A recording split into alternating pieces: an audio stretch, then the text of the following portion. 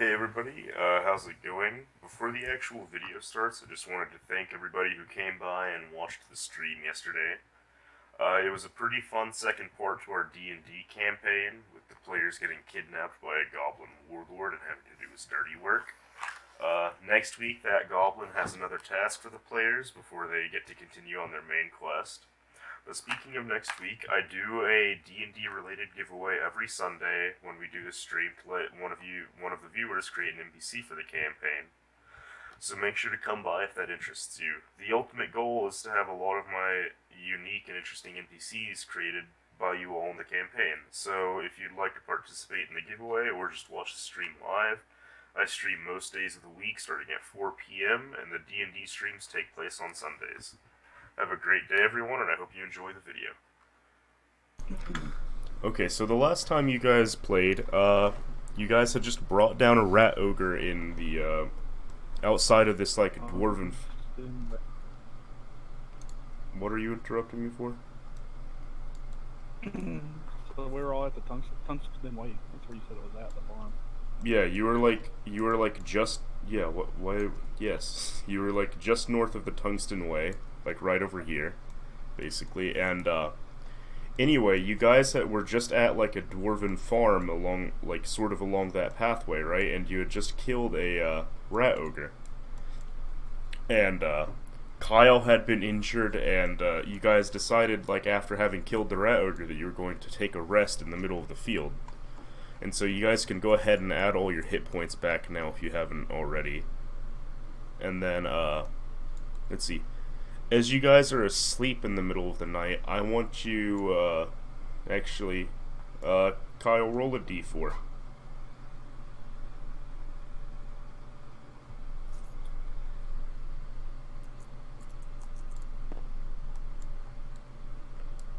Let's see. Okay. So just as Kyle is starting to, recover from his being, brutalized by that rat ogre,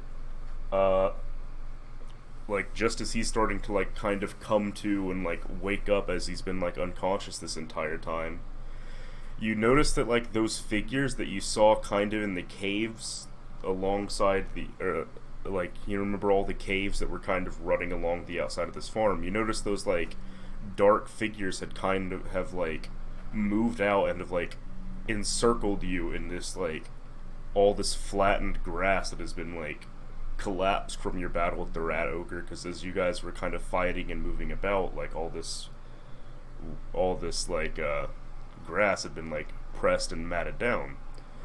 And so as you guys are asleep, you notice all these darkened figures had like gathered around and are kind of like lurking in the grass outside the circle. Oh, hi Teddy. Or lurking in the circle outside in like the taller grass, and they're smaller. They're actually about like goblin height. But you notice that like they have these like tall black like pointy hats on. And it's kind of hard for you to like count how many figures there are as they are like obscuring themselves in the grass, but it's enough to like encircle this complete like 30 square foot area that you've like put yourselves in. Can you guys stop playing with shit on the board? I'm just passing time. I'm so used to it. Okay. Yeah, so they've like completely encircled you guys, and one of them starts to approach you, and Bryce is woken up to this, and Kyle's still like really out of it from the rat ogre fight. Hey, why'd you have me roll a d4 then? It's for like how unconscious you are. You're like still you are like awake now. You're just kind of out of it because you did literally just wake up from having your like chest caved in. I don't feel like you could just wake up from that and be perfectly there. Why don't I have permission to scale? What? I said, why don't I have permission to scale objects? Because last time we played, you guys were just scaling shit up and down constantly. Okay. Yeah, one of these creatures approaches you, and you notice as it comes out of the grass, its eyes are kind of like a beady red, and it has this like giant crooked nose kind of hanging out from underneath this like black hood it's wearing, and it holds up this like this really long like pike almost with like a rusty kind of scrap metal looking tip on it, and he like, come on guys, it's distracting for me. We'll just keep talking. It's distracting for me. Okay, he holds up this little pike to you, and he's like, "Use is coming with us." What do you guys? How do you guys respond to it?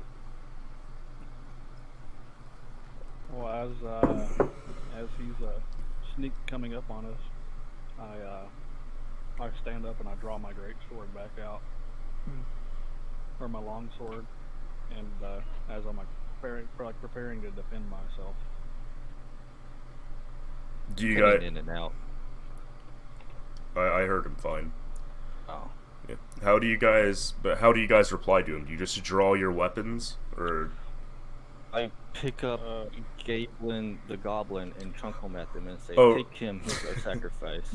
Oh right. Gablin the goblin's not here. At some point while you guys were away, he scurried off somewhere, probably to go like rob the local village. I don't know. Need that anymore.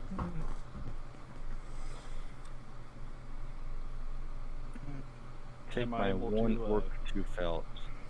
Give them my orc tooth. I do that. Do they accept? Okay, so you toss it to the goblin up front. I'm assuming the one who approached you, and he kind of holds his spear with his left hand because he's holding it with two hands. But he drops down his right hand to like pick it up, and he like stuffs it into this little like bag on his like hanging from his waistband, and like you notice as he opens the bag, it's got a couple of mushrooms and stuff stuffed into it as well. Ooh. But yeah, he puts it back and he's like, "This isn't enough. You've got to come with us." Okay, hold on. I then proceed to say, "Well, how much do you need? Or how much will it take?" I need How much for sucky. I need more than you's got. Now you's is coming with us. And like he kind of waves his hand, and like all of the goblins that had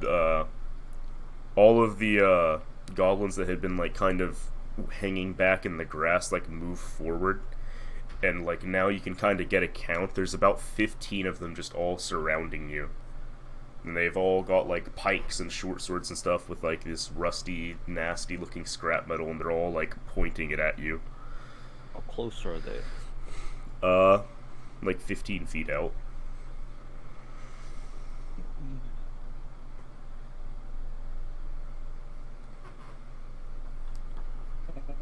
Answer. Pull them out right there. Yeah, you got them in your bag. Just right click on the bag, and you can pull up. 23 orc teeth. Not in a stack either. Can you stack them? You can stack them to your currency. You can stack them. No, Yes, you can. It's not like no, they won't connect together like a coin. Well, alright. As they're slowly turning in, I lean over, like, fuck, what's your name again? Brindal. Like, what do you want to do? Fight the way out of this, or go with them?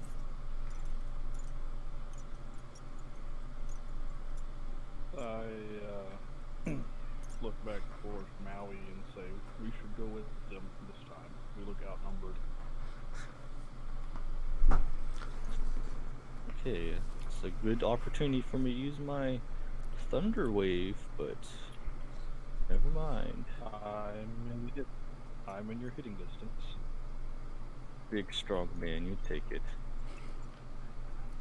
Okay, so after hearing you like kind of agree to coming with them, two of the goblins that are like the goblins surrounding you, like like a couple of them that are closer towards like the entrance to this cave or these caves that they had come out of, they kind of step off to the side, and like the others, like opposite of them towards this circle that they kind of created around you, they like lower their spears and kind of like, you know, kind of jab them forward. But like, why did you invite me to a game? They push the spears forward and like kind of motion for you guys to come forward, or to like go towards that opening they created. And so they start to lead you into these caves, and unlike, you know, the dwarven cave system, there's like no light from above. They don't have any of these like magical fire braziers hanging from the ceiling or anything like that.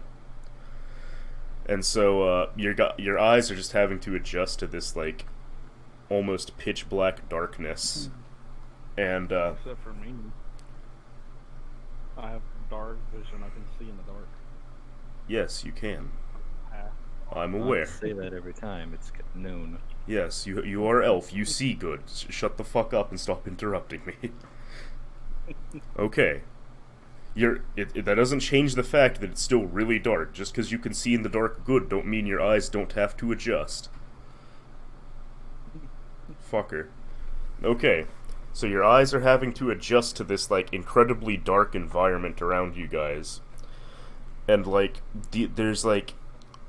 You guys are kind of being pressed onward, like half the goblins in front of you, half the goblins behind you, because these caves are like incredibly narrow. They're like barely even wide enough for Maui's shell to like fit through. And even at points they like have you turn to the side so that you're able to like squeeze through. And it takes a while before they seem to get you anywhere. You're walking for like what feels like a couple of hours until like you're able to see like a faint like blue-green kind of glow come flooding in through one of these tunnels, because it's not just one tunnel. It's like a whole network that's been like twisting and turning, and you've been led down, and like given how long and how far you've walked, it's like almost impossible for you guys to just keep track of how like where you've come from and where you've gone.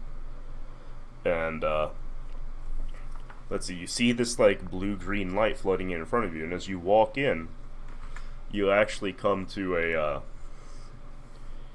you like walk through into this tunnel, and you notice like it branches up into like a really large cavern. You can't even like see the other side of it.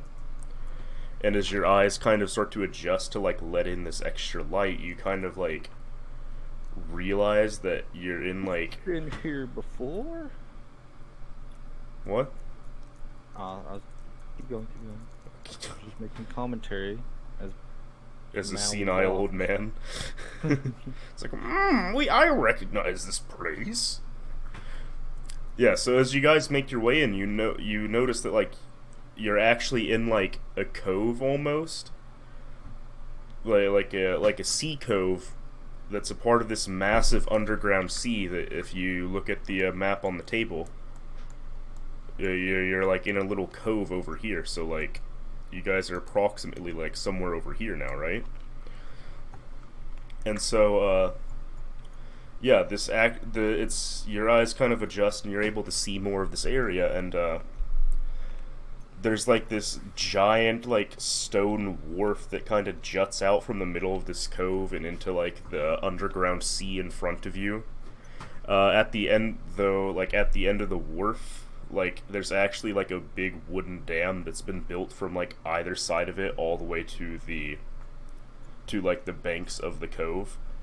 And like all the water that has been behind this dam has like almost like kind of evaporated away, and now there's just like this little shallow kind of like swampy fetid pool of water on either side of this wharf.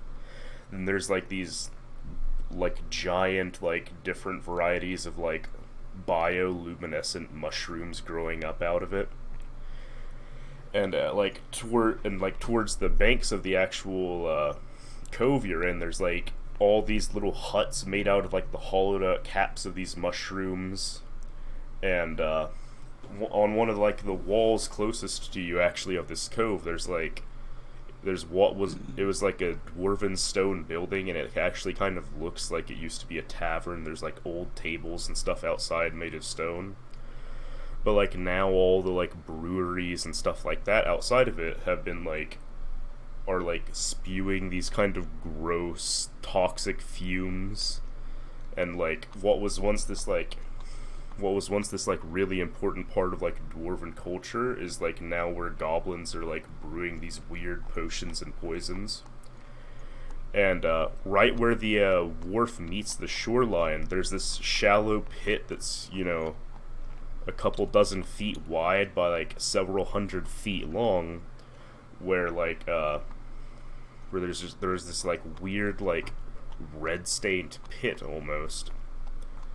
And it only goes like a couple feet deep, but it's like stained red with like blood, like where blood has been like spilled over it like dozens of times. And in the middle of the pit is this like a giant like skeletal, or like the remains of a giant like skeletal creature. And on top of the skull, the skull of it looks almost like a dragon, and on top of it there's like this pile of scalped beards from dwarves just piled on top of it, and the rest of the body is like whale-like, not like a dragon. And so like the rib cage of it is like covered with like mushroom caps and wood, and it looks almost like somebody's living inside of it. And as you guys like the night goblins that like had kidnapped you guys basically are like leading you towards this like pit where all the blood has stained the stone, and like the body of this whale or this creature is. And atop this like little pile of like scalped beards on the skull of it, there's a little tiny goblin sitting on top of it, and Goblin, that traitor. And he's got a big pointy hat just like all the other goblins, and like all of his little like a bunch of other goblins have been like kind of pouring out of the woodwork almost as you guys are like let in. They're like clambering around you, and as you guys are led into this pit, they're like all surrounding you. And they're like surrounding the outside of this pit, like watching you. And this goblin up top finally like speaks up, and he's like, "You guys killed my beastie."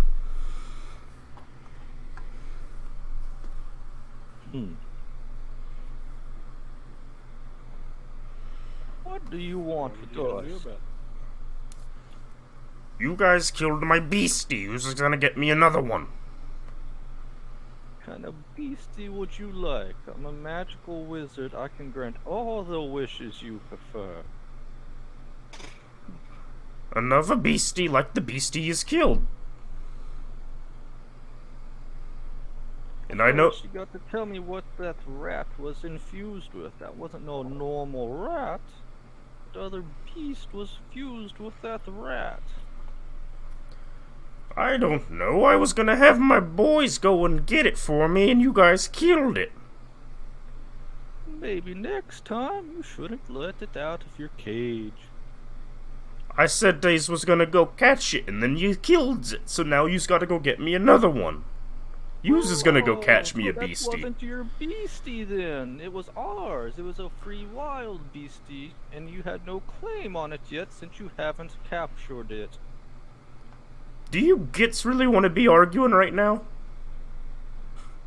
As I'm saying, it wasn't your property yet. All I'm saying is if you don't do's what I say, I'm gonna get stabbing. Well, you can get stabbing all the goblins you want, and all the rats you want, but it's not gonna get you a beastie any quicker. It's gonna make me a lot happier if I don't have to deal with you gits. Oh, no, you remind me of my little old grandson that I left to go on adventures. Too bad he's probably don't even remember me anymore. I left 200 years ago. You know him, he goes by the name of Edward Richhat. It looks like you too, a little pint-sized piece of shit. And so he's kind of done talking to Maui at this point, and he just looks at Brindle, and he's like, "You and your friends is stupid. Yous don't have a good idea of the gravity of this situation." Well, Maui sure is an old fart. He's a little crazy at times. So what kind of situation do we have on our hands here? My Here, name... man. Get another beastie. All he said. My name is Skarsnik, and I'm the biggest, bestest goblin there is. And I need you The guys. smallest to me. I'm gonna kill your friend. He kind of like whistles, and this like He's he whistles, and this like pink like ball of flesh like on two legs. It's a weird looking creature.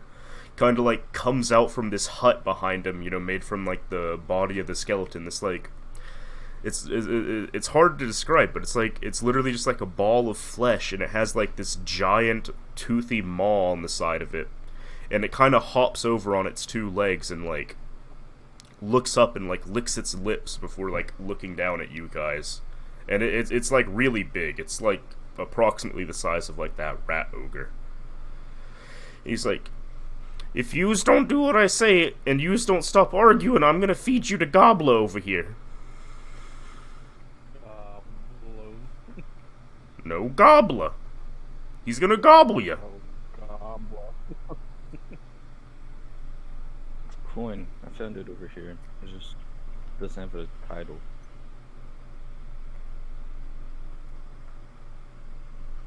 So, what other options do we have besides getting this beastie for you?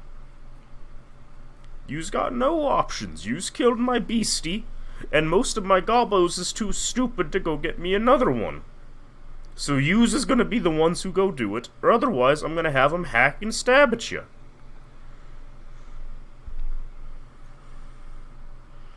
Alright, sounds good. Where would you like us to go? I'm gonna have the gobos take you out on the boat over yonder. I don't know why he said yonder. That's not very goblin-y. I'm gonna have the gobos take you out on the boat over there, and I know where yous can get me a new one. And once you get back, I've got more stuff I'm gonna have you do.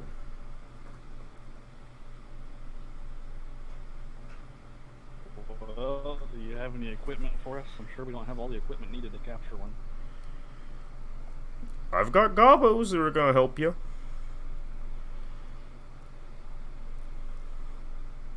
Does he have a net or a harness or? Don't you worry about it. The gobos will do. I've got a whole organization set up, and he brings out this like other goblin to you guys, and he's like, compared to like a lot of other goblins, he's actually like really big and strong. He's like the size probably of like a small human, and he's like, this is my buddy Gut Stabber. He's gonna go with you, and he's got all his little gobos with him, and he's gonna take some consultation from yous guys about how to catch this thing, and he's gonna have his gobos do it. But don't you be giving orders. Well, I guess let's go get on the boat. Okay. And so, Don't raise. Oh, what are you guys doing? Making a sailboat to go across the water. what's the boat we're getting on? Okay. And so, yeah, the goblin, the bigger goblin, you know, Gut Stabber, he like kind of takes charge in front, and he starts leading you guys as well as his like pack of other goblins that are like behind you towards this boat outside. And it's kind of situated at like the end of this wharf, kind of on top of the dam, and he motions for you guys to get in, and like looking at the boat itself, it looks like a very crappy, untrustworthy boat. It's like, look at the one Bryce drew. That's a good representation. It's like an oversized it's like an oversized rowboat almost. Like the goblins kind of have a very limited knowledge of boats in general and how to make like a functioning one. And even this little like oversized rowboat that they put together is like constantly got water pouring in, and as like the goblins like kind of come in, like one of their entire, like a whole job for one of the goblins is just bailing water out of it constantly so it doesn't sink. And yeah, so you guys step in, right? And as you get into the boat, the gut stabber like pushes it off to the side. What the fuck are you doing? Stop. He puts his foot out and like kicks the boat away from the wharf, and it starts to, and the goblins off to the side start like rowing for you. And there's probably about including gut stabber, there's like 4 goblins in the boat along with you two. And so they start like rowing like following along the coast of this like large underground like ocean, right? And it takes like several hours for them to get to like the destination they want to. But you notice like as you're like kind of following along this coastline, it's not really quite a coast, it's almost like just this sheer rock wall that like goes up to the roof of the cavern above you. But as the boat's following along, you notice like there's this like small like kind of crevicey opening right next to it. And they take the boat down this this like tiny opening. There's like barely room for it to fit through there, right? And as you guys are making your way in, you notice this like there's like a slight flow to this water, like it's flowing off somewhere, and it's almost like a river. And so there's all these like all these like little branches of this river start to like fork off, and you're passing by all these little like, and you're taking these weird like routes and like indecipherable like turns down this river, and it's like impossible to keep track of where you guys are going once again. And you start like to notice these symbols of like the Skaven as you're making your way into this like river network. And you see like one of the symbols of the Skaven is just this like triangle with like the skull of a rat like painted on the wall. And so that, yeah, there's like this, there are like plenty of those like painted all over the place. And you start to notice like little hovels kind of carved out into the stone. And all these little hovels, they currently have like sleeping rats inside of them. But as you're getting close, how the fuck is that a rat? It looks like a retarded. It looks like a retarded dinosaur. It looks like a stupid horse. Well, I'm sorry, I don't look at rat skulls very often. Then don't be trying to draw one. It looks more like this. That looks like exactly the same. No, the other one looks like this. Can't draw the ears, it's a skull. Whoever's doing it on the right is doing a better job of what it's supposed to look like, kinda. I'm sorry, I'm doing a profile view, not a face forward. Anyway. Besides, It's a skull. They don't have ears. It's a skull. There's no fur. Anyway. And so yeah, you start to notice like these little like hovels kind of carved out into the stone around you, where like rats are sleeping, and like eventually you notice like some of these rats are actually like standing up, but like this river system is kind of like widened, and there are these like clan rats that are like keeping guard, right? They have like their little spears and shields, and they have like, you know, like these red tunics on.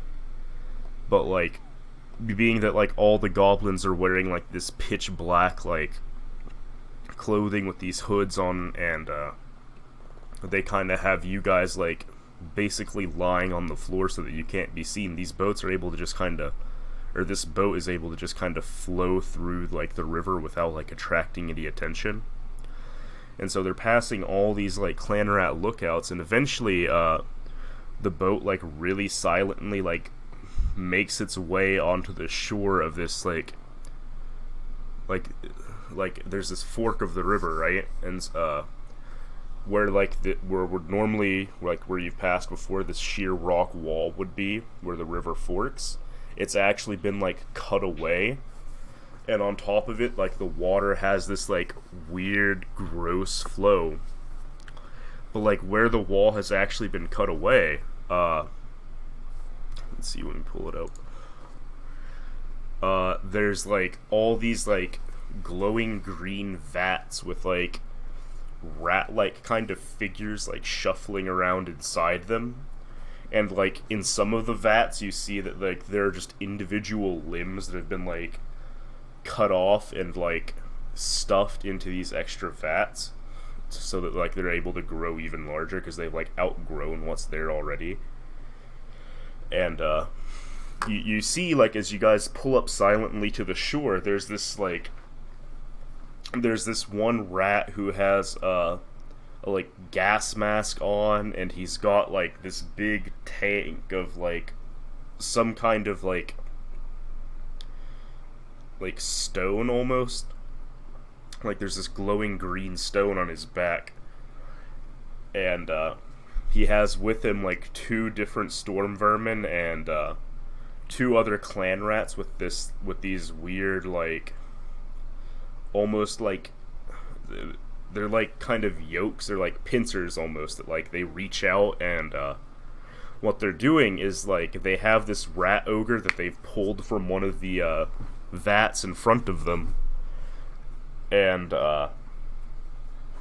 they're like trying to wrestle him down, and they're pulling him down to this wooden table because they're like, and the engineer is like getting ready equipment to like separate his limbs so that they can like put them in individual vats to grow even larger. And so while they're doing this, Gutstabba kind of like leans over and like whispers to you guys. He's like, he whispers and he's like, "We've had the gobbles here before." Wait, that's not a good voice. "We've had the gobbles here before. The days was trying to get rat ogres for the boss. But every time we take one of them, they never grow no bigger, and the boss don't like them. And so we need your big brains to figure out how to get one of them rat ogres and get them bigger for the boss. Because if they get no bigger, we can't put them on the boat. So we need you gits to get us one of them rat ogres, you know, one of the little ones we can put on the boat, and find us a way we can get him bigger for the boss once he gets there." Stabber, that's a interesting dialect you have there. But my first thought would be kidnap the big gassy rat, one with the glowing stone on his back.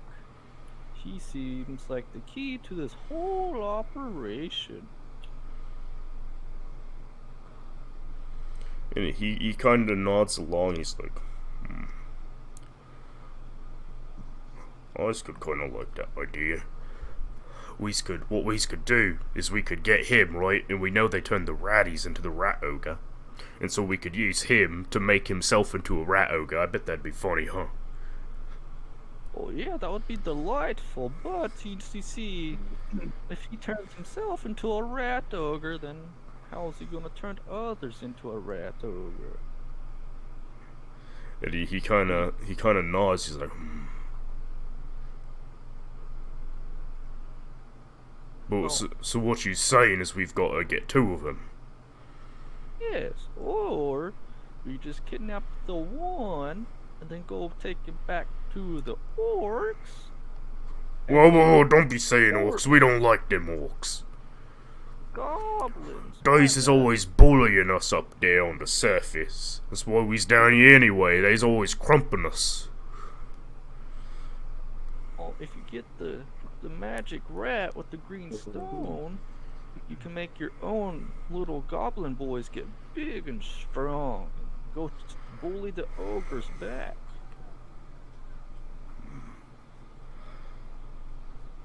He's nodding. He's like, between that. Oh, sorry. Oh no, you go. Let me get back in. I don't remember. I think I've had like 4 different accents. I guess I'm going to stick with.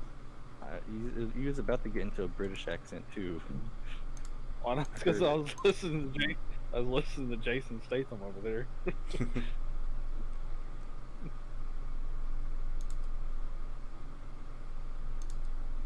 So what happened to you? Just look at What the happened screen. to the... What?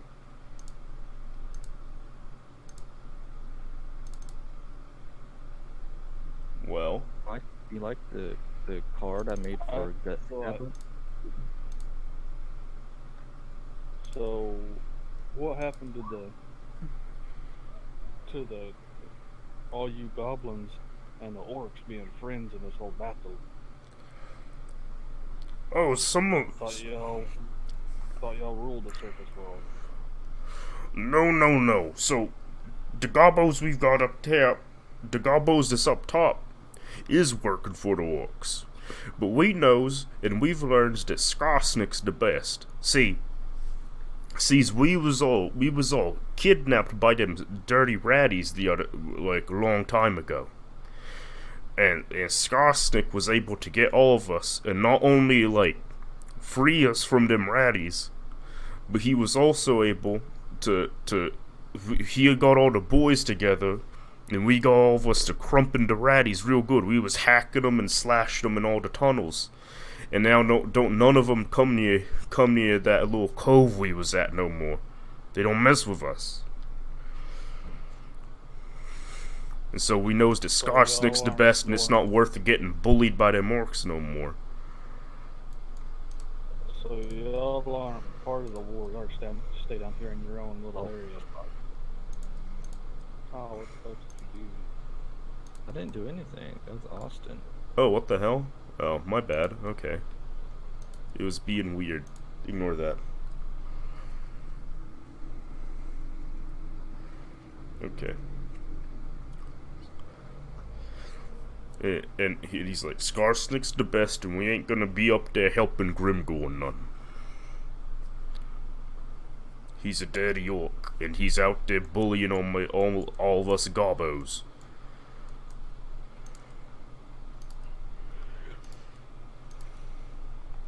So these guys are kind of like on their own ordeal underground. Kinda, yeah. Kind of like the rest of us. They don't really have nothing to do with the work. Yeah. Okay. Well, did y'all bring any equipment to catch any of these rats? We've got some rope for them, and we've got a couple of nets that we use whenever we wants to catch the fish. Well, that ought to do fine. We should use some of those nets. Maybe help trap them down as we tie them up with the ropes. But what's the plan, boys? Alright, You here's need the to cover. plan. Yeah, you need to cover your other map. Well, no. So, I know. I can see it underneath your thing. So, okay. How about you guys not fuck with it, fucker? Let go. I gotta do shit. If you gave me scaling options, you could do your DM stuff, and I could have done that for you. Okay. Now hold on. Our characters, our minis are still underneath there, Austin. Well, why were they there? That's where you put them on the little map. We're in the boat, remember? Move them. Hey, I didn't put them on the fucking map. That was you guys. Well, Okay. you had them right here. Get them out of the way. Still be covered up. There we go. Okay. Dude, that's a big ass boat. Yeah. It's way bigger than what described.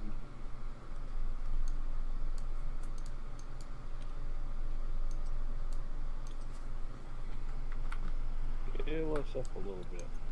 What? Give us scaling per mims. Scale what up? The map? Oh, just give us Oh, scaling right. per mim. Yeah, you guys are about that large, so. There. Yeah, and so, let's see. Where's all the little green skins at? Hold on, I'm getting them out. It's okay, we can just use Gablin. Be the leader.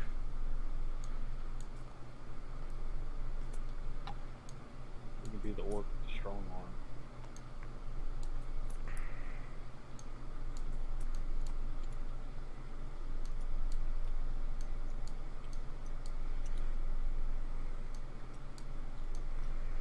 Can you give me the option where I can, you right click on a die and then click roll? I do that, but mine doesn't roll. I have that option back. Wait, what do you mean? We'll just Well, roll it manually. It's fine. It's easier the other way. I also can't delete anything either. All these 11, 20 dies I have over here. Right click and I can't delete them. Hold on. I don't know. Just toss them off somewhere. I'll delete them later. Wait, which die? I don't see them. Oh, they're in my bag, so it's fine. Wait, did you put them in the right bag this time, or did you fuck up your bags again? No, they're fine. Don't worry about it. I'm just Why is making it, sure because you broke your bags before. Okay. Us gave a Giselle have a fucking machine gun.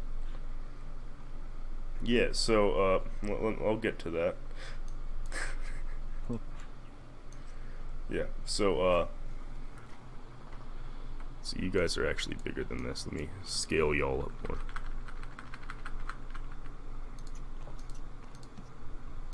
And also, we don't need Gablin. I was gonna use him as gut stabber. No, the one with the banner right here is Gut Stabber. Okay. Yeah, and so Like, yeah, and so right here at the end of the table, you have like the Skaven engineer who's like, stop fucking with shit, guys. I'm still setting it up. Okay. And so like the way it's working right now, right, is that these two like storm vermin are they've just pulled this like small rat ogre out of the cage, right, out of this little like vat right here, right, and they've just pulled him out, and these only he's small. He's bigger than like a normal Skaven, but he's still, like, he's not like a large. He's not nearly as large as like the other rat ogre you had fought before. But like, yeah, you guys are like kind of just skulking in the side of this boat. There's not like enough light in this cavern, and like just the way the boat is shaped, it's just like they haven't detected you guys yet. Just haven't seen the fucking boat pull up next to him. No. Because, like, besides, they're focused on, not getting... Because this rat ogre is still, like... shit by the rat ogre. Yeah, the rat ogre is still strong enough it could easily just fucking beat one of them to death. But anyway, the way it's working right now is they just pulled this like kind of like premature rat ogre from this vat, right? And they're working on like pulling him off to the side. This Skaven engineer right here is like getting all these tools ready to like you know separate his limbs and put them like all into like the individual vats over here, so that like they're able to grow bigger and they'll like attach them later. Which is why the rat ogre you fought before had like, you know, stitches and stuff like that all over him from like where they had stitched his limbs back on. But yeah, these two clan rats have like these almost like yokes, like they're like these big like spears with like pinchers at the end of them where they've like grabbed onto like the arms of Like the a rat. clamp. Yeah, where they've like clamped onto the rat ogre and have been like trying to wrestle him over to this table. And these two like storm vermin back here have been like, you know, they're like actually bigger and more muscly, and they've been like kind of pushing him from behind so that they're not actually in like danger of getting, you know, beaten by the rat ogre since his arms are contained. So what's your guys' plan?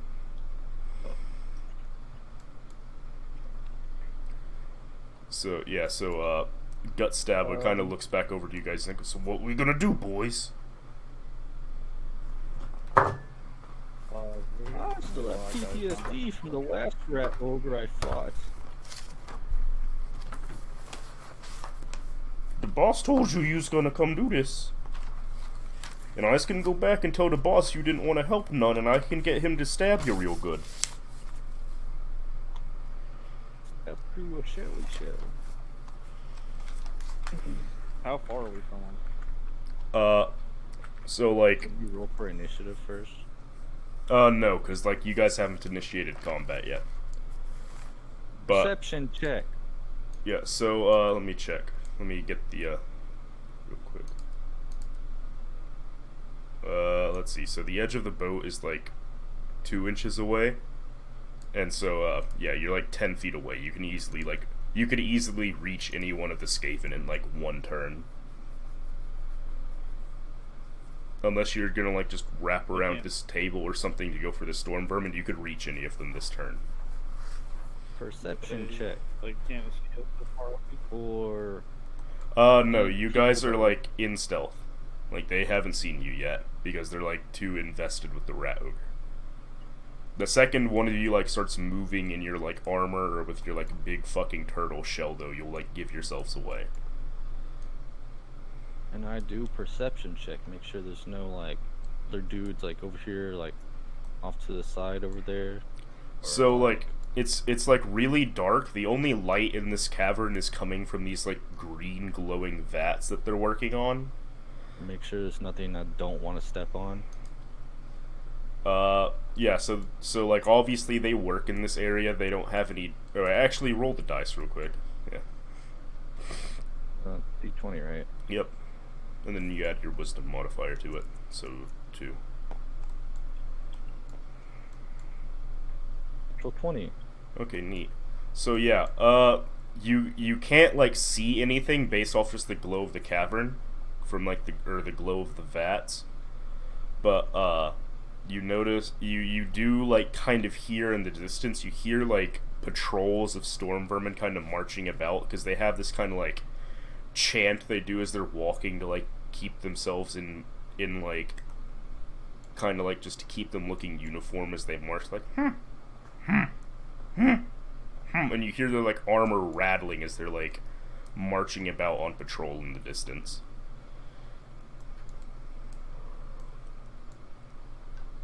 Okay, so as we're sitting here and observing, I tell Gustava to prepare the nets and the ropes.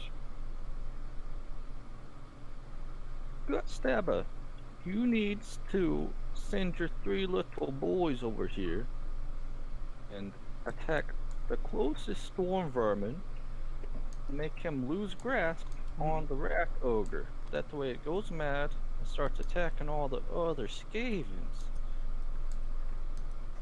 So And then in that whole mess. We're gonna sneak around. We're gonna sneak around over here to the right. Capture the engineer. I have a better idea. Since we're still discussing,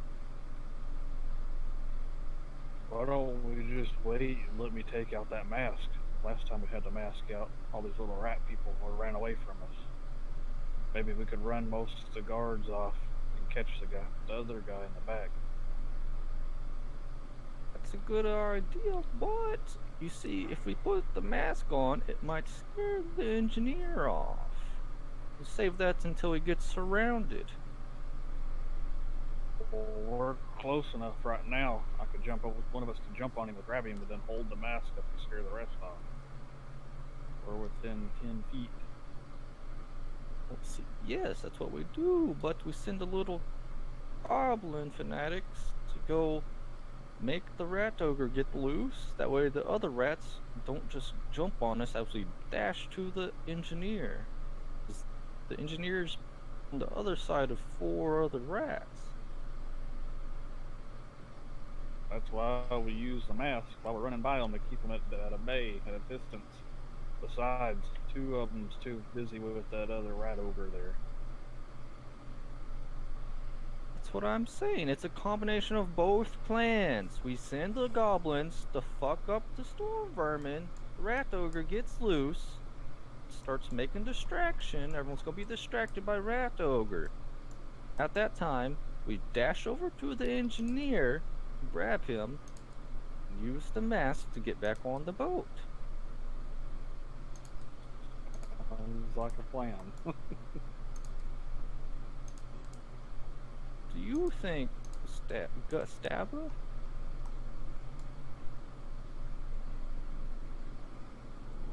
Oh, right. Seems Gut Stabber's in his own little world. It's like, he was taking a while to process the plan, and so he kind of thinks it over real quick. He's like, so me and the lads is gonna go mess with the ratties, and you boys is gonna go get that green git over there, right? Yeah. But the boss want the ogre, not the git.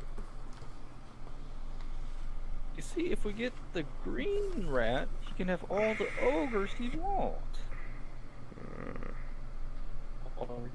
All you gotta do is just come over here and pick them out of the holes as you need them. Surely you orcs can handle a few rats if you ever just want We's more not the from orcs. We's not the orcs. If you says that one more time, we's gonna stab you. in the gut? Mr. Gut Stabber in the gut? I'll stab you as I wanna. I'll prefer you stab me in the gut. That's a good name.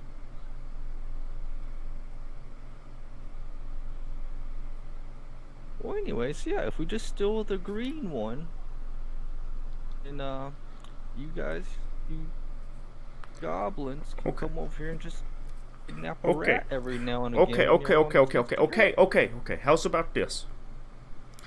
I know the boss is real particular. Is real particulars when it comes to this kind of things. Whenever he gets to giving orders. And so, how about when we go, we get that green git in the back, and then we also wrestle down that rat ogre that they's got right there, the little git. And that way, when we can get him for the boss, and that way that green git got something to make big for the boss. See?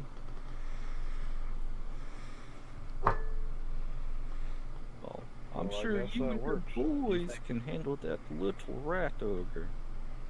Do you think your Goonies can distract them while you grab the rat ogre and we grab the green guy in the back? We's might be able to get the we's might be able to kill the ratties. I don't know if we's can wrestle that ogre down by ourselves. Okay, well here's the plan. Y'all fight the baddies. Maui, you You get your old ass over there and grab the green guy. He looks like he's got some magic shit going on. You may have to mess with him. And then I'll grab the rat ogre. I might take 2 of us to get the rat ogre, but I could always use my sleep spell on him.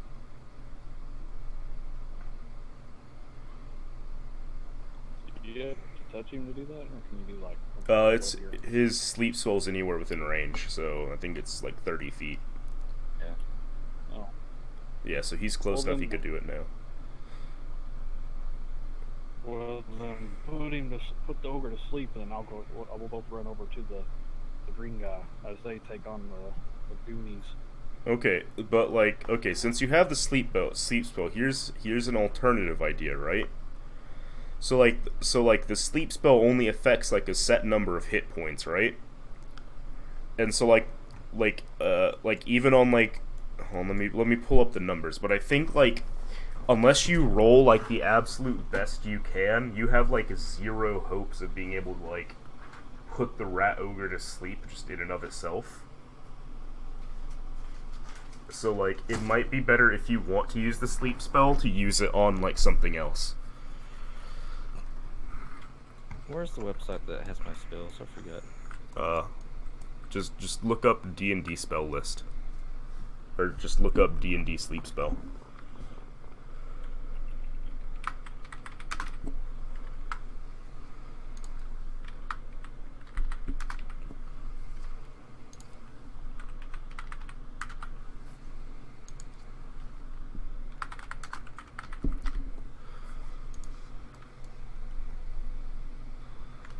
It's not the same website.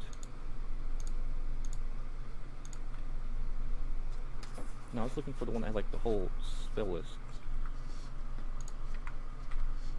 Yeah, just go to D&D spell list. I don't remember the name of the website. But oh, okay, hold on. I have the list of spells right here. Hold on.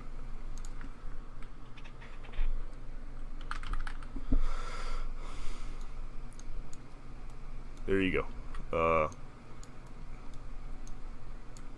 If you hold Alt, it'll like bring it up to your camera, or like it'll bring it up and you can read it.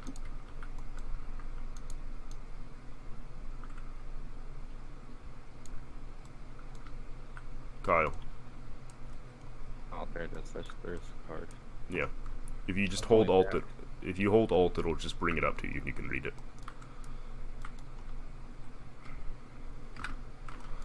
What the fuck? Where'd it go? Did you try clicking the card? I was holding Alt and it disappeared. Okay, I'll get out another one.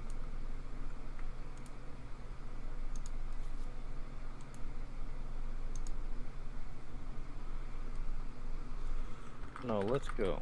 I like the plan of before. Of trying to put the rat ogre to sleep? No. Okay. They take on the baddies, and then you grab the green guy, and I grab the ogre. Okay.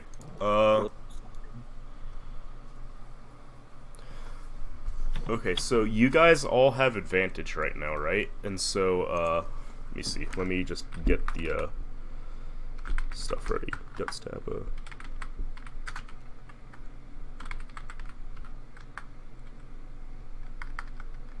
Why does it have a voice chat? What do you mean? If you hold C, you can talk in game. Yeah, I know. What do you mean, why does it have one, though? I don't know. I figured you'd play this with people you have Discord with. I don't know. This game's old. They had it before Discord. Oh. How do you flip something? Okay. Just tap F. Okay, all of you, let me take that card back if you're not using it, so I don't lose it. That way you can know what all my spells do. Yeah. I have like a deck of all the spells in the game back here. Okay, so, yeah, let me think. So, all of you, or you two need to roll initiative real quick. And then I need to roll it for the, Where's our background music? I turned it off because it was being weird. Can I roll this giant one in the center? Or do I have to roll one of my regular ones? Oh shit, over there. It's over here. Just roll one of your regular ones.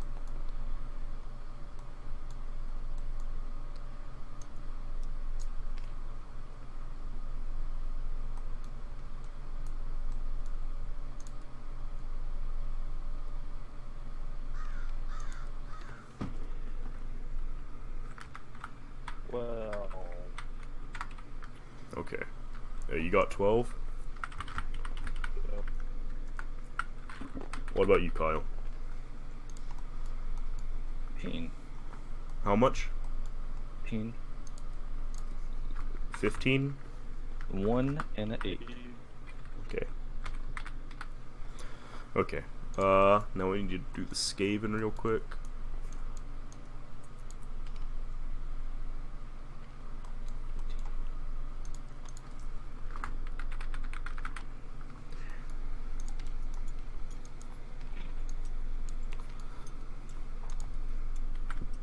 Hey, what's my damage? Any of the DCM? Do you not have it on your attack sheet? It's a 2d6. 2d6s.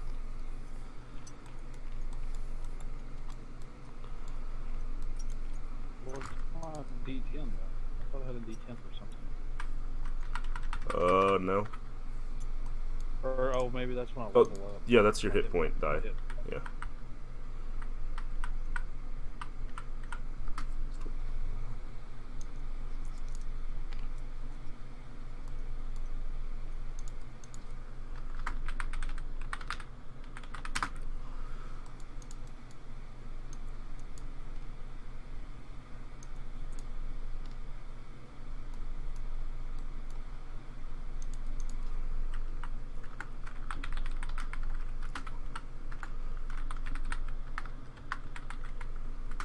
Okay. Oh wait, we need to do the rat ogre also. Okay.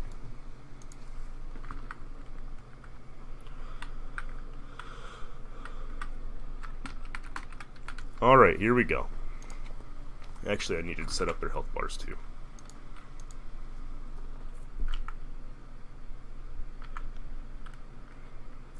Don't you have to roll for all the goblins too? I did, don't you worry. I know what I'm doing. I'm the DM. Ooh, I can use my... I forgot about magic hand. I can use that to make one of the storm vermin's clamps loosen.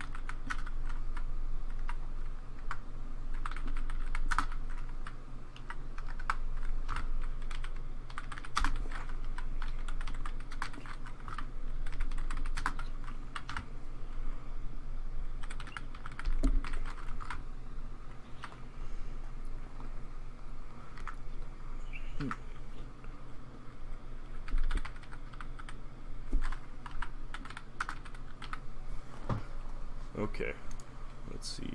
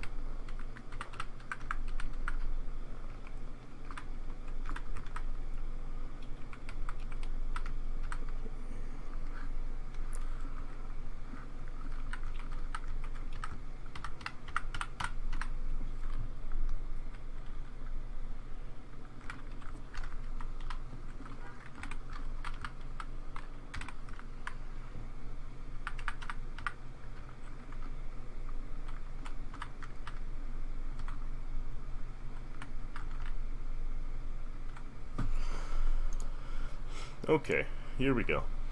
And so, yeah, let's see. You guys get to take your turns first because you guys know, or actually, hold on. First going is, yeah, Kyle, you go first. What do you do? Aren't we gonna have gobos to start the fight? Do you want to start it in that order? I mean, if I Well, I'm want, just I saying, can I'm use just my- like following initiative, and you guys get to take all your turns before the Skaven do anything. Yeah. So like What this is you're like saying- so basically all the stuff you guys do will be happening all at the same time right now. So you're saying all of us right there, Yes. all rolled before everyone else? Yes. Huh, Well, okay. well, no. So you guys get to go all first, and then the normal initiative starts. Like they just missed their Oh, yeah, first for turn in stealth. Yes. Okay. Okay. Oh, Do we have advantage right now? because we're in stealth, we have advantage. And Yeah. If I you don't were know. to attack from right here, you would have advantage. But like as soon as you guys move around, you lose the advantage because like unless you're like sneaking over. Reading between using my mage hand to make one of the clamps loose and just using blind deafness on the engineer. I guess to start off, I'll use my mage hand to. Okay, so it's these clan rats right here that have the hold of the rat ogre. I thought it was these guys that have the No, hold of him. no, they're pushing him. They're like pushing him Oh. forward.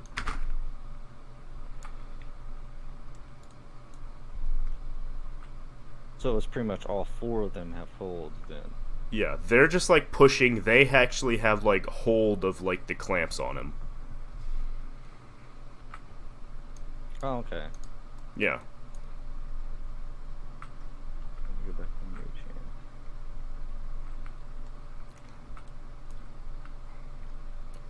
Bryce, be thinking about what you're gonna do while he does this. By the way.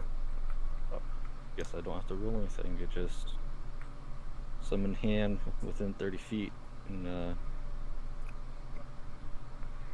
lasts until you dismiss it, or until 1 minute. Yeah. Anywhere you can see. So do you want to just try and like smack the stick that they're using to hold like clamp onto the creature out of their hands? What do you do?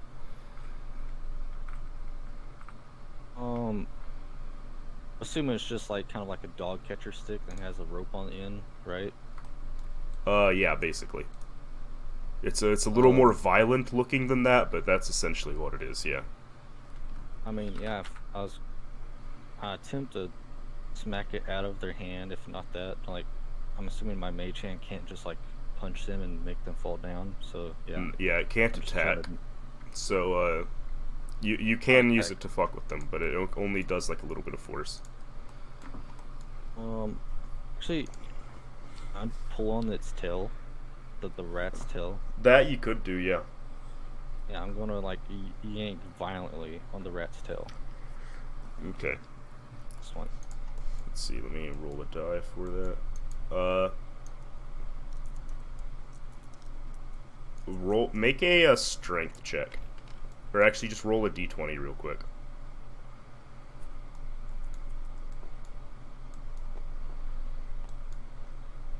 Okay, yeah. And so you pull on the tail of the Skaven, and he kind of like he kind of like freaks out, and it makes him like not quite like it makes him like let go of the staff for a minute, and so like it's only this clan rat right here who still has hold of the rat ogre, and the rat ogre's kind of like he has like his hand back, and he like is able to like kind of move around at least with the right side of his body. Okay, and now Bryce, your turn. Wait, did all you want to do is use your mage hand, or do you want to move or anything? No, if I move, they're gonna find us. So I'm gonna stay stealth for now. Well, they know Unless that I like can, something fucky's going on now. I mean, unless I can be like a sneaky turtle and like swim over here in the water and get us over here. Water. Assuming if my big ass 300-pound turtle shell jumps in the water, they're gonna hear that. Kinda, yeah. Okay. Okay, so you're gonna stay in Okay. place. Bryce, what do you do? Well, if I move or do something, are all these goblins, are they doing the same thing? Like, are they doing stuff Yes, at the same like time? all you guys are taking your actions at the same time, basically. Like the Skaven don't get to do anything until all you guys have done stuff. Yeah. Well, So if you move off, you're just not like you're gonna be by yourself. These guys are gonna move up. yeah, they're going. with you. Okay. So as he does that, I sprint forward and to tackle the rat over the grasp, like to grab hold of it. Okay. Crap. And so this clan rat, whenever you actually make a strength check real quick. Why is he turning upside down? I don't know. Hit it. Oh, he's got it. Okay, make a strength check. Roll d20. And add your strength to it.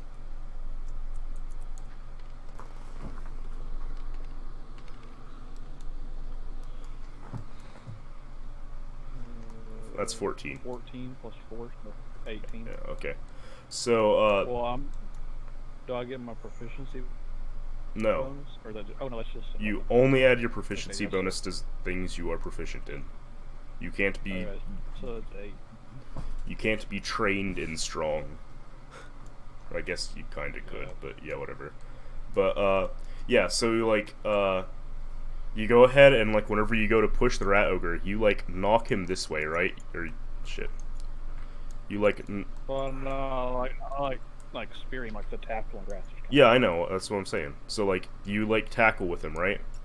I can't squeeze him in the middle of these. Okay. Fuck. Okay. He's right there. You are now, like, in the middle of him, because you, like, knocked him free of this clan rat.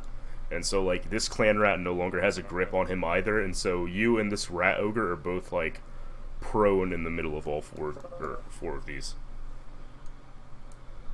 And so, Do I like have a hold of him or anything, or we just like fell on the ground? I mean, you kind of have a hold of him, yeah.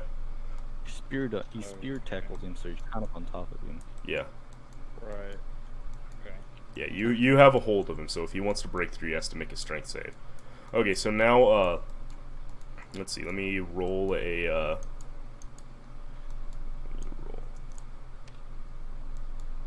let me see. I need to look up sneak attacks real quick.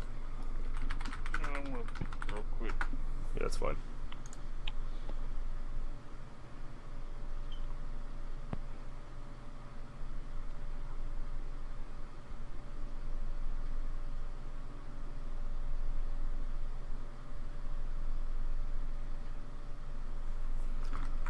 Okay. Let me see. I'll be right back.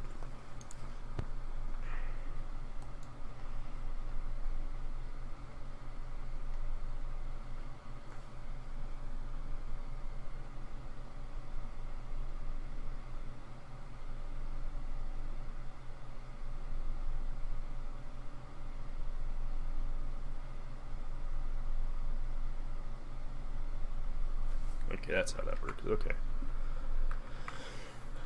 So, let me think. So, he has advantage on this. Okay. And so, Gutstabba sneaks up behind this storm vermin and goes to, let's see.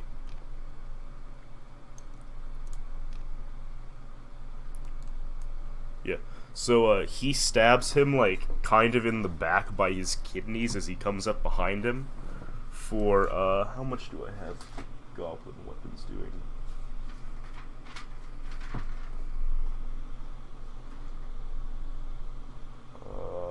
There we go.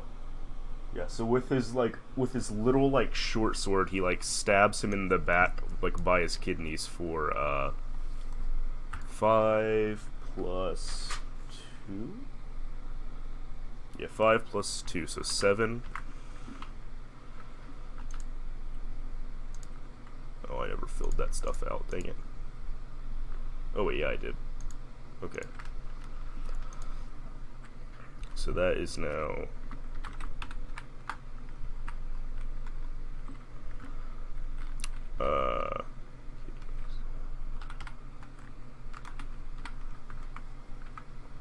Why am I so bad at math? Okay, there we go. I have a calculator. Okay, so Gutstabba snuck up behind this storm vermin and stabbed him in the back for 7 damage. and his goblin, another one of his goblins follow along behind him, sneaking up behind this clan rat right here on the right side. Okay. Did Bryce ever make it back? I don't know. Okay. He misses his, so he goes to try and stab the clan rat from behind as well, but like misses. Let's see. The weakling fails. I heard you make a noise, but I can't hear any words. So let's see. That goblin comes up behind. So that goblin runs up behind, but he isn't able to maintain stealth. The storm vermin like looks over next to him. But the actually, I gotta do that again. Actually, no, I don't. Right. But the last night goblin sneaks up behind the storm vermin as well. So this one, okay, these two goblins sneak up behind the same storm vermin, and the storm vermin turns to look at this goblin, but the other one is still behind his back, and they both go to stab him. Let's see. So the first goblin who got noticed like misses. His attack is kind of just batted away by the storm vermin. Actually, both of them miss. Like, they're not able to sink their blades beneath, like, the plate armor of the storm vermin. And, let's see. Yeah. And so now, we start from the top again, so, these storm vermin are finally... What the fuck is Maui still doing on the boat? Get your ass over here. Okay, so now that we're back at the, top again, the, Only for me to use, only 10 foot. I'm assuming for me to the engineer is 20 foot. Yeah. And so, the first storm vermin who Gutstab is stabbed, kind of turns to take a strike at Gutstabba. Right. I thought we started at the... Oh, I guess that guy had higher initiative than Yeah. you. Okay. And let's see, that is not enough. So, why did I roll twice there? Okay, so the storm vermin, like, turns away from the rat ogre, and he, like, goes to swing his halberd at Gutstabba, and Gutstabba kind of just, like, you know, using his little spry goblin form, just jumps over the attack that's, like, or actually he ducks underneath it, and it kind of swings over his head. The second storm vermin, that both those goblins missed their attack on, let's see, how much is that? Okay, that's not right. Let's see. Okay. How much damage do I have a halberd doing? I think it's a d12. d12 plus strength.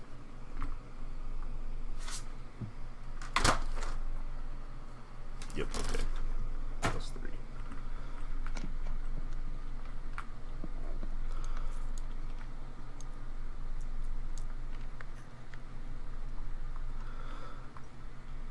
Yeah, so the goblin in front of him, this one right here, he goes to take a strike at that goblin and kind of lifts up his halberd and swings it down into like the shoulder blade of the goblin, like just underneath like where his little pointy hat starts to come up, and he does 14 damage to him.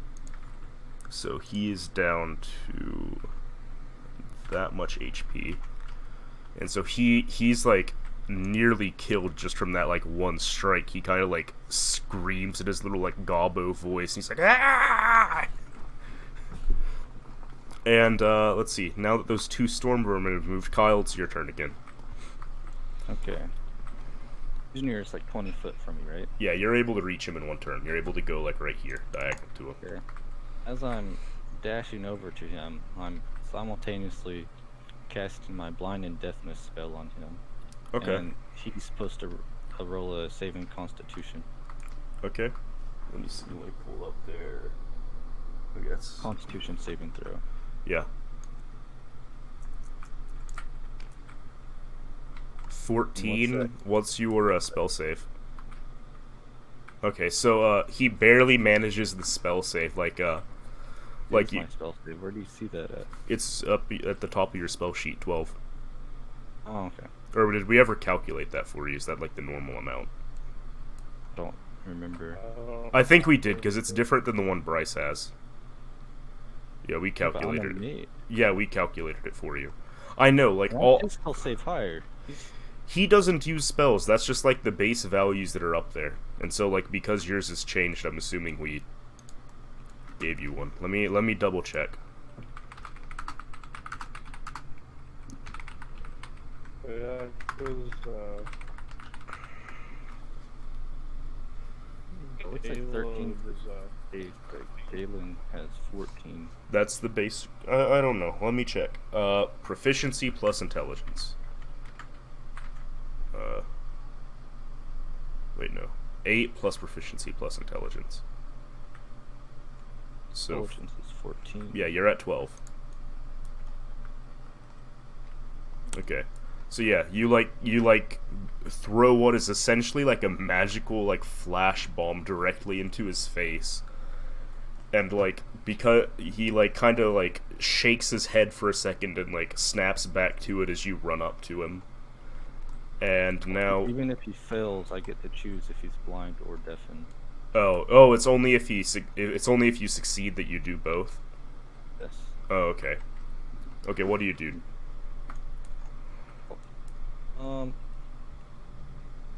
guess I'll blind him, even though he's rat and probably knows how to hear. But still, this is dark and his vision's better than mine. I'll blind him. Okay. Okay, so he is now blinded. I'll just put this over here so I remember. At the start of his turn, he's supposed to keep making a roll, and when he makes a saving roll, he'll become unblinded. Okay. Yeah, so he kind of like you see him like shake his head and like he blinks a bunch like looking around trying to like see things, but like he clearly can't see anything right now, but like you see his ears twitch to like all the sounds of like people fighting right now. And so he kind of like he lowers this like kind of green like little sickle blade that he has and like goes to like kind of slash in your general direction with it. Let's see. And he has disadvantage. Okay. And so yeah, he takes this little like green glowing blade that he has and kind of slashes you with it, but it just kind of barely scratches off your shell and doesn't do any damage to you. And it's now Gutstabba's turn. Gutstabba, who is now revealed, goes to stab the Skaven again. And let's see, he succeeds and does... How much is it again? I keep forgetting. That much, okay.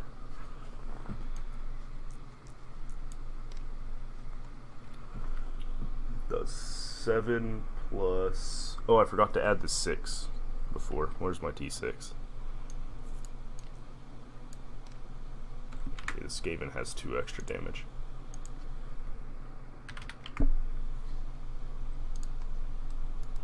Okay, I'm gonna turn on the fighting music, but if you be a bitch about it being too loud again and don't figure out how to turn it down yourselves, I don't know what to tell you.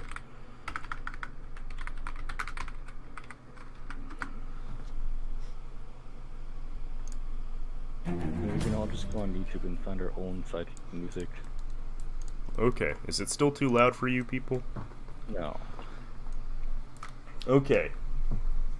The storm vermin, or yeah, the storm vermin had to take 2 extra damage there, so he's now at that much. Okay. Yeah. And now, Gutstabba, after like ducking underneath his halberd, goes to stab him again, and he did 7 plus plus 2. Yeah, so he ducks underneath the halberd, and with his like little short sword, he like lurches up and like stabs him in the abdomen. And now we have Bryce. Brindle.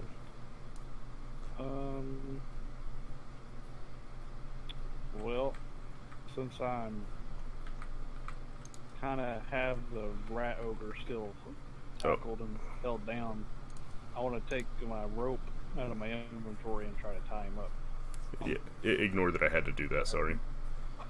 Okay. I gotta do it one more time. I accidentally deleted the initiative sheet. Seen part of your stuff for a second. Oh no, it's fine. Okay. Let's see. Make a, let's say, dexterity saving throw.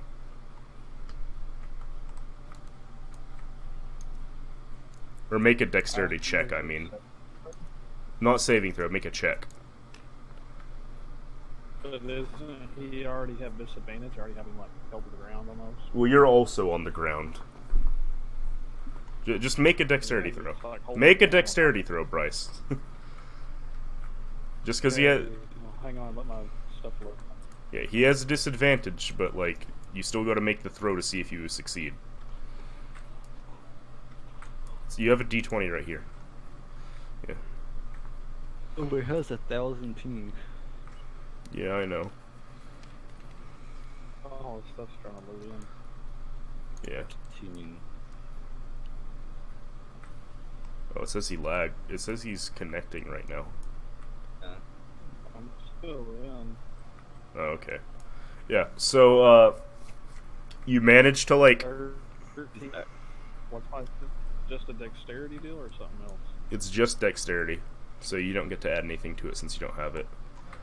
So you just barely beat out... So, you kind of wrestle with the, rat ogre for a little bit, trying to, like, wrap this rope up around him while he's fighting, or while he's, like, wrestling with you, and you manage to, get both of his arms, like, wrapped up around his own body, while, and he's just kind of laying there on the ground, like, now kicking at you with his legs. And, let's see. So we have the, Gobbo who's attacking the clan rat now. Actually, you have a bonus action. Do you just want to, like, stand up? Just so that you're not laying down. Alright, it's you. Hang on. I'm trying to turn Austin's music down. Shift tab, and then... Okay, no. Go to Alt-Tab, go to Speakers, like, go to your volume mixer, and just turn down what's called... It's called a ZF Game Browser. Yeah. Turn it, like, all the way down to 1.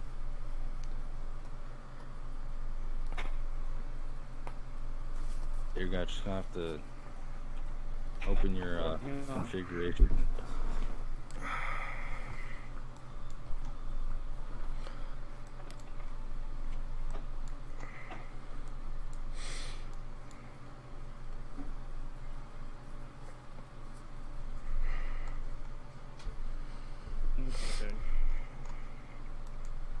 Okay. So yeah, the goblin bot. So wait, you have a bonus action. Do you just want to stand up, just so we can say you're standing up now? Yeah. Well, can I still move? No.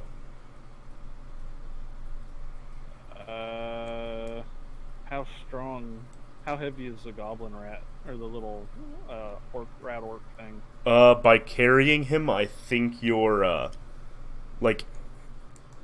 you can, like, drag him, and it's basically, like, you can move half as far, so you can still get him onto the boat in one turn. But, like... Or can I throw him? You cannot throw that behemoth, he's all muscle. Yeah, he weighs more than you. You can just, like, barely drag him. I guarantee he weighs more than the fat turtle. Yeah, he weighs, like, 300 pounds, basically. He weighs, like, Molly's size. So can I, like, start dragging him closer to the boat? No, because you already tied him up and took 2 bonus actions, so, like, all you can do is, like, stand up, basically. Okay, then yeah, I'll stand up. Okay. Let's see. Now we have the goblin who, is attacking the clan rat.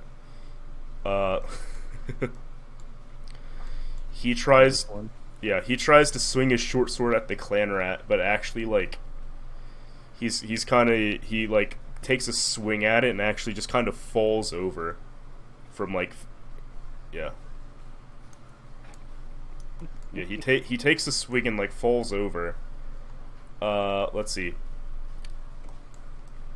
The clan rat right next to him, like, now that he's, like, on the ground, goes to, stab him.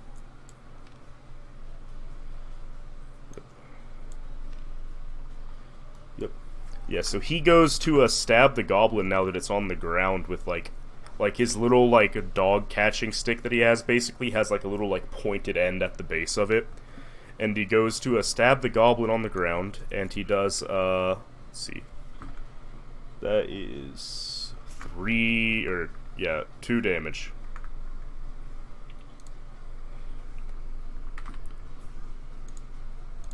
Okay. And, why did I change these?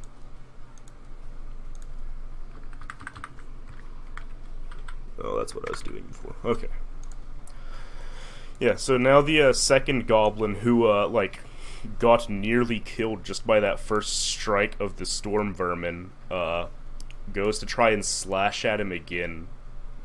And, he, like, with like, the halberd in his shoulder, he tries to make a cut in front of him, and it just kind of bounces off the, metal armor of the Skaven once again.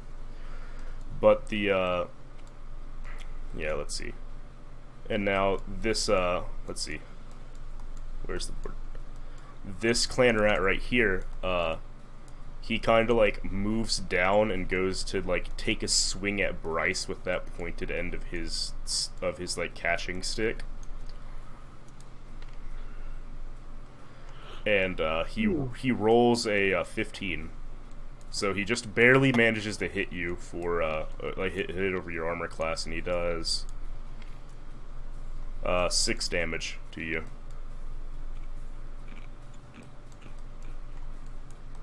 Yeah, and now, yeah, let's see. And now the goblin who is, like, farthest off and, like, the second one attacking that same storm vermin, he goes to, make an attack on him. And, he misses as well. Like, still, neither of them are really strong enough to, like, make an attack through the, storm vermin's armor. And the rat ogre, now that he's, like, tied up, is, like, struggling and, like, trying to break out.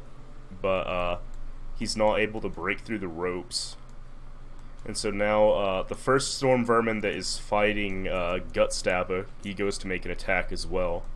He rolls a 14 plus proficiency, so, yeah. He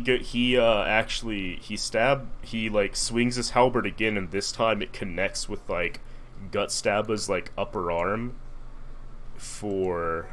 Oh, connect it with his gut. Yeah. For... Wait, how much damage do I have halberds doing? I keep forgetting. I think... Oh, yeah, it's a d12. Okay. So for 5 damage. So Gutstabber kind of gets cut real deep in his arm for 5 damage. And the second storm vermin, who's, like, getting attacked right now by those 2 different gobos, he goes to take a strike at the gobbo he's already, like, nearly killed, and, like, kind of fueled by adrenaline and, like, fear, the second goblin, like, jumps out of the way of, like, another halberd strike that probably would have killed him. And now we have Molly. Alright.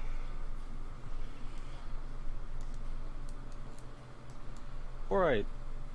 Since you told me this about the ogre, and you said, like, sleeping scales on the armor, or the hit points. Yeah, you roll for how many hit points you're able to affect with it.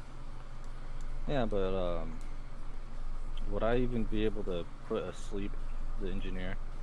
I mean... I rolled 5 d8s. I can't tell you if you would or not. Oh. Told me I'm the ogre.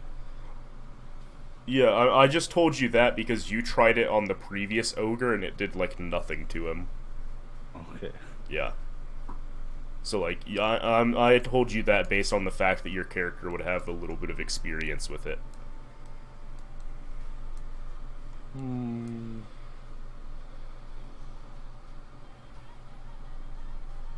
Try to put the engineer to sleep. Okay. Easiest way to time up. Okay. So yeah, roll your, Motherfucker, don't roll all of them by one. Get out, like, all 4 or 5 of them, however many you need. Yeah. Why do you need 5? Why don't you just roll like 3 or 4? He needs to roll 5. That's for a spell. 22. 22? Yes. Yeah, so, you try to cast it on him, and his eyes are already, like, blinking all over the place, because he's, like, still trying to get his vision back. But, like, and, like, he doesn't, like, go to sleep, but his eyes kind of do slow down blinking a little bit, like you did, like, somewhat affect him with that. Let's see, He's drowsy. yeah. And so, I use my bonus action to, like, maybe move behind him, since he's blinded and, like, kind of sleepy. yeah, you can do that. Yeah, I'll just move this. We know he's blinded. Okay. Okay, so he makes a Constitution saving throw to try and wake up, and, or not wake up, but, like, try to recover his eyesight. And what's the, saving throw he has to make? Is it just against your spell save again? Now let me check. At the end of its turn, target can make a Constitution saving throw on success. Oh, okay, it's at the end of his turn. Never mind. Okay, so, he still thinks you're, like, in front of him, but he reaches into this little satchel on his pocket, or on, like, the side of him, and he pulls out this, like, weird glowing green, like, orb, right? And, you kind of look at it, and it looks almost like you would recognize it as, like, a snow globe, but it's filled with, like, this weird green gas. And he, like, picks it up, and he goes to, like, kind of, like, toss it at you where he thinks you were in front of him. And, he actually just kind of, like, launches it just, like, off into the water, and you kind of hear a splash as it, like, hits the bottom of the ocean, just, like, there's this weird green glow as it, like, pops and the water, like, bubbles up. Glad I didn't get hit by that. Yeah, and you hear, like, a weird, like, kind of curious, like, squeak, like, little rat-like squeak from it. He's like, where the fuck did this guy go? Let's see. But now he can make his, like, Constitution saving throw. He's not able to recover from his blindness, and now we have Gutstabba again, who just got, like, clipped in the arm. Let's see. So, he tries... Wait, was that a D20? Yeah, it was, okay. He tries to stab the storm vermin again, and this time he misses, like, scratching his blade off the plate armor. Bryce, it's your turn.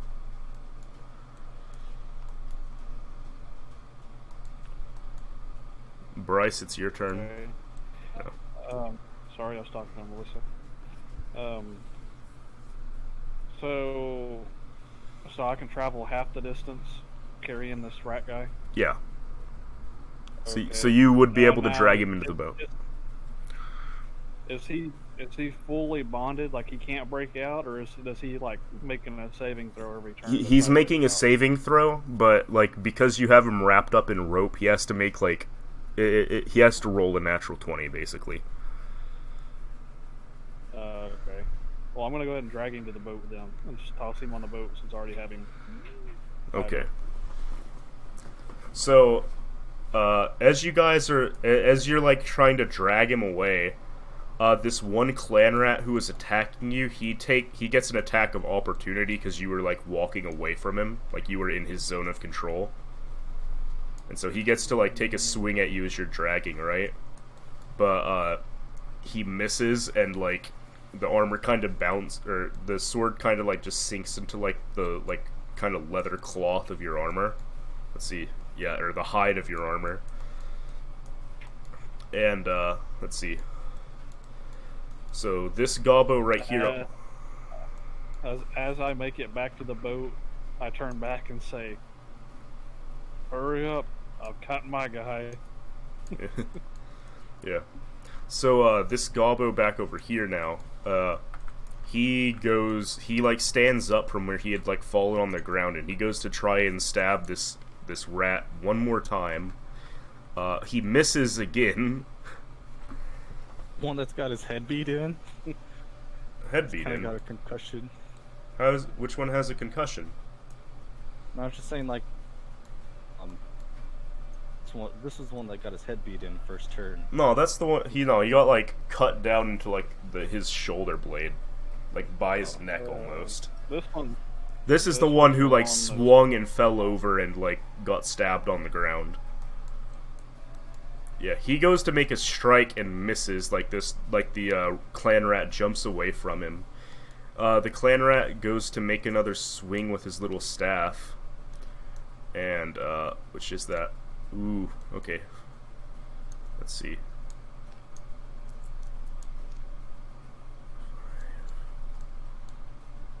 Five.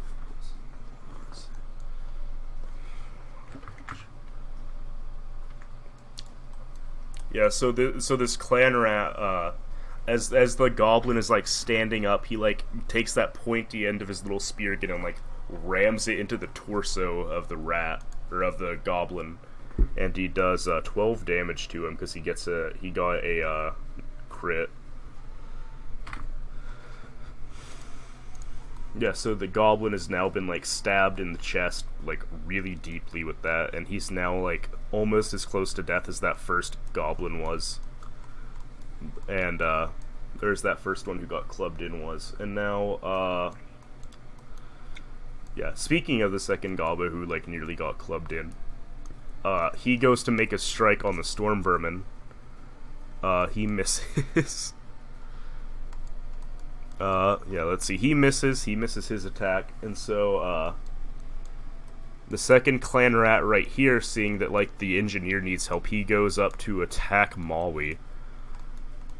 And he rolls a d20.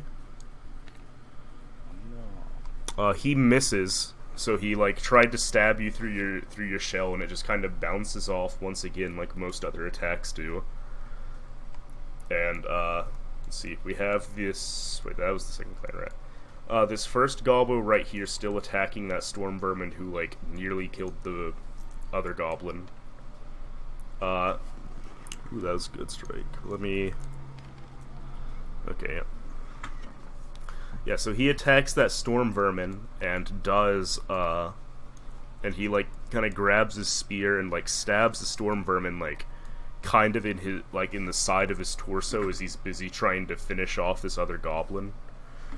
And he does, let's see, I think that's... Yeah, he does 7 damage to it. Get advantage, dude. Yeah, he got advantage.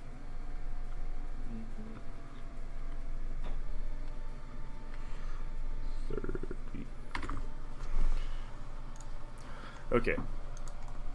And now we're down to, let's see, the rat ogre tries to make a saving throw against his ropes. He, like, struggles against them. And, so, actually right next to Bryce on the boat, he kind of, like, snaps off and breaks all the rope next to him. Finally makes it. Yeah. So he, like, he, like, breaks off the rope and stands up behind you. And, like, as you're, like, facing away from him, he goes to, like, make a punch while you're, like, facing away. And since you're facing away, he has advantage on it. But, he, like, misses his strike. and like you like feel this like whoosh of air as like he like swings his fist and it kind of hits like just right next to you and swings past your torso. Breaks another fucking hole in the boat. No, the boat ain't that big. Think almost like a Viking longboat in terms of like depth. Oh, okay. It's really just a very wide raft. But yeah, he swings his fist right next to you and like barely misses. Let's see. This first storm vermin goes to attack Gutstabba. He misses his attack. Gutstabba kind of like grabs the spear and just kind of throws it off to the side as he tried to make a stab at him. The second storm vermin goes again, attacking the closest gobbo, and let's see. Okay. I thought they already went. Isn't it our turn? Yeah, it's a new turn. Kyle goes immediately after this. Two storm vermin rolled higher than me. Yeah. Okay, so the storm vermin stabs that like goblin who's already like near death, and like he stabs him in the chest, and he's got like just the tiniest sliver of like life remaining in him as he's got the halberd in. Stop fucking with shit, guys. Thought he was dead. No. He like, so he got like cut down the shoulder blade, and now he's been stabbed in the torso. And now we're back to Kyle, or Molly. Alright. While most people are actually fighting. Well, a little bit far enough away from me, I'm gonna do my wave spell. And all creatures within 15 feet have to make a Constitution saving throw. Let's see. Let me get over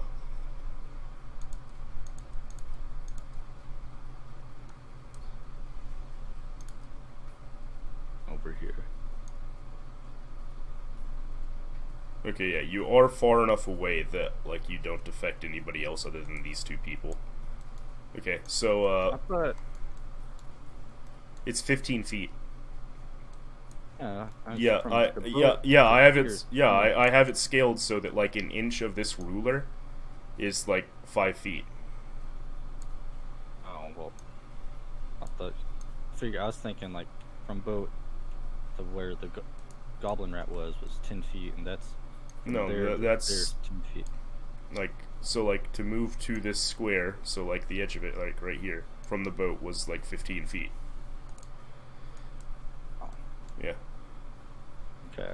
Yeah. So you are only able to hit the Giselle or the the engineer and the clan rat next to you. But let me see. Let me look up Thunderwave.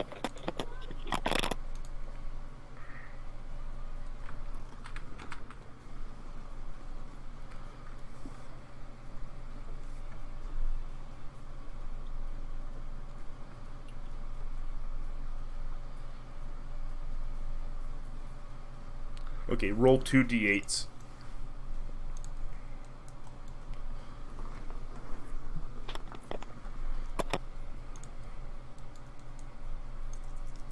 Okay, I'm back. Okay. 9. Okay, 9. Okay. So both of them fail their saving throw, and so you use Thunder Wave, and so they both take 9 damage. Let me go ahead and do that. So he's down And to get pushed 10 feet away, so yeah. assume that would push this one like kind of Yeah, right here in yeah, the middle. he's like towards the middle, and now this one he got like pushed onto the table, but he kind of like rolls off to the side, so he's like right here now. Alright. Am I able to move that 10 foot, and since he's knocked down, try to tie him up on rope in the same turn? Yeah. Okay. Have to make a roll since he's tied down, or Yes. Yeah, you just make a dexterity dexterity check with advantage. So you just get to roll twice.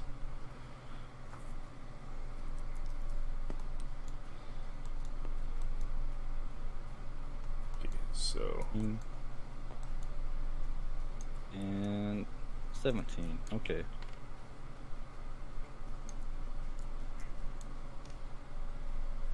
Yeah. And so you manage to tie him up and, like, wrap his arms and, like, the little, like, weird glowing apparatus he has on his back. You manage to, like, wrap them both up. And, yeah, he's now, like, tied up on the ground. And so, now we're down to the engineer. He tries to make a, saving throw to get out of the rope. He tries to break the ropes. Is he still trying to get unblinded, or is that saving throw? That's a different saving throw. That's at the end of his turn, my bad. Yeah. So he tries to break out of the ropes. He fails that, so he tries to snap out of being blinded. And he's blinded. Oh, sorry. What were you trying to say, Bryce? Are you trying to say it's that double disadvantage? Yeah, how does that work? Because he's like blinded and blinded. Yeah, he had double disadvantage. Don't worry, Bryce. Don't worry, Bryce. I know what I'm doing. Just fuck off. Well, I know. I'm just trying to figure out, because would that make you roll 2d20s and take the lowest one? Is that how that works? Yeah, he has a set of disadvantage again. So I gave Kyle advantage on it, and then he still had disadvantage for making the saving throw. Okay. Anyway, he finally is able to snap out of being blinded, and, like, he looks around to see, like, what's going on finally since, like, you know, the first time in combat. Because he's been blinded this entire time, and he sees, like, most of his rats are, like, still in decent health, aside from the one fighting Gut Stabba. And he sees the rat ogre, like, free of his bindings on the boat. But, yeah, let's see. That's what he's up to. Gut Stabba gets to make his action. Let's see. Okay, let's see. He manages to hit the Storm Vermin for...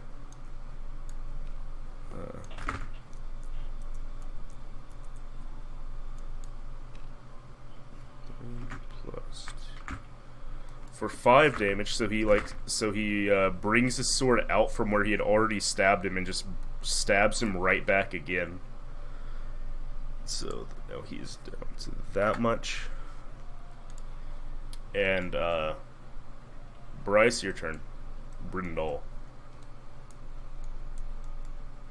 Well, since this rat ogre is kind of smaller than that other one, is he like all kind of small and weak, or is he fairly strong? Like, am I going to be able to knock him out or something, or? He is the equivalent of just a super jacked person right now, basically. He's like your height and just like 100% muscle from like the mutations he's gone through. But so if I just tried to like... So if I tried to, like, knock the shit out of him, like, right in the nose to kind of knock him out, it probably wouldn't work. Use the hilt of your sword. What you'd have to do is take his hit points to 0, and then you could, like, just stabilize him whenever he's, like, unconscious to, like, keep from actually killing him. That does not sound like a good idea.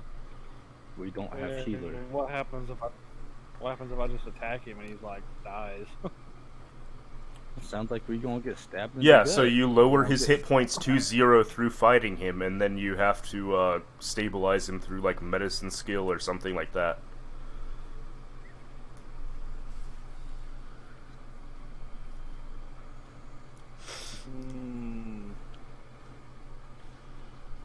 Well, is he close enough I can try to tackle him again? Yeah, he's right next to you. Literally just swung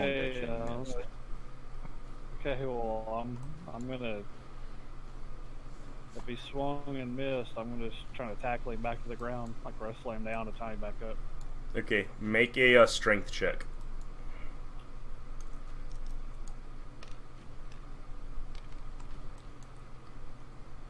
almost natural 20. No, it's not. I said almost. It was Oh. like about to roll, but hit the edge and rolled back to 4. Close to the 8. Yeah. So you and the rat ogre, like, actually kind of tie.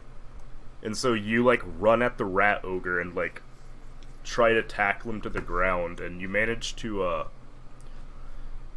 kind of, like, push him away from you towards the edge of the boat. But, like, he's not able to, like, you're not able to, like, fully bring him down to the ground.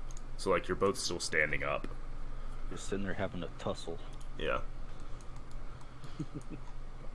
And so, let's see. Am I able to make any other actions, or am my turn done pretty much? I mean, that was a move and attack. You have a bonus action if there's anything you could do with it. I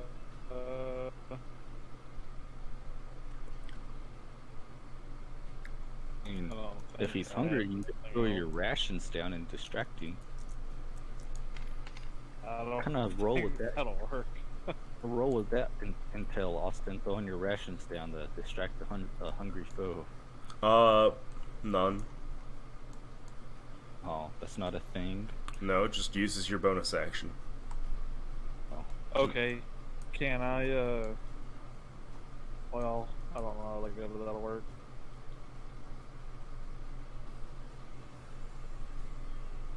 Is there any items next to me that I can kind of block the edge of the boat off with that he can't get over? That way he's kind of trapped in the boat.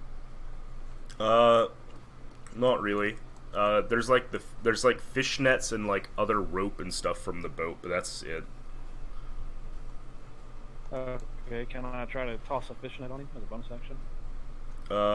Not with a bonus action. You could pick it up this turn and then try to make the attack with it. Like next turn. Is that going to be like a strength or dexterity check? Let's see. Fishnets are actually like a weapon in the game. Let me try and find it. Okay. I think that sounds like dexterity. Probably. Kinda. You have to throw it.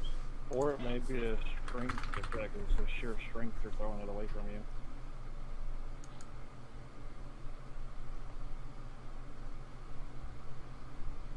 Okay. Maui. So the way it works is you throw the net at it, like you make an attack throw, like to see if it hits, and then if it does, the rat ogre is restrained and he has to make a strength check to break out.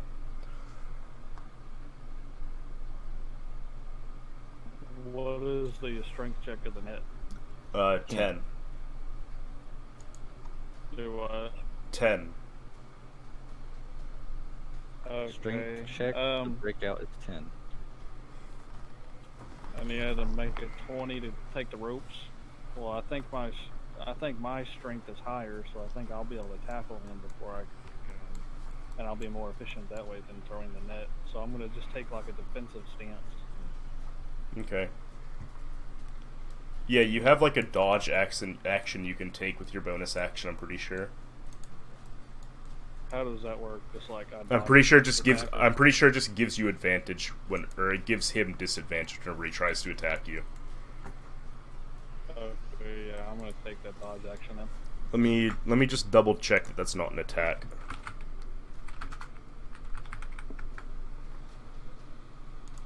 Okay.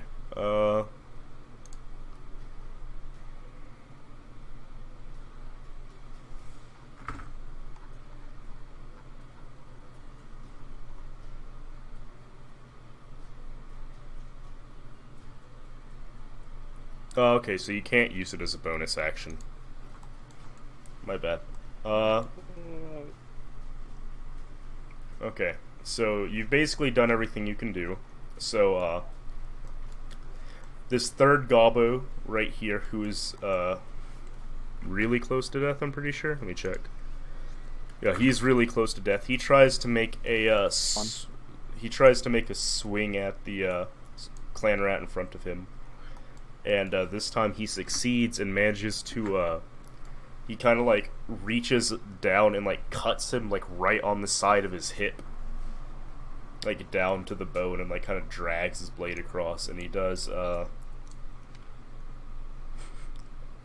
3 damage. Or 2 damage.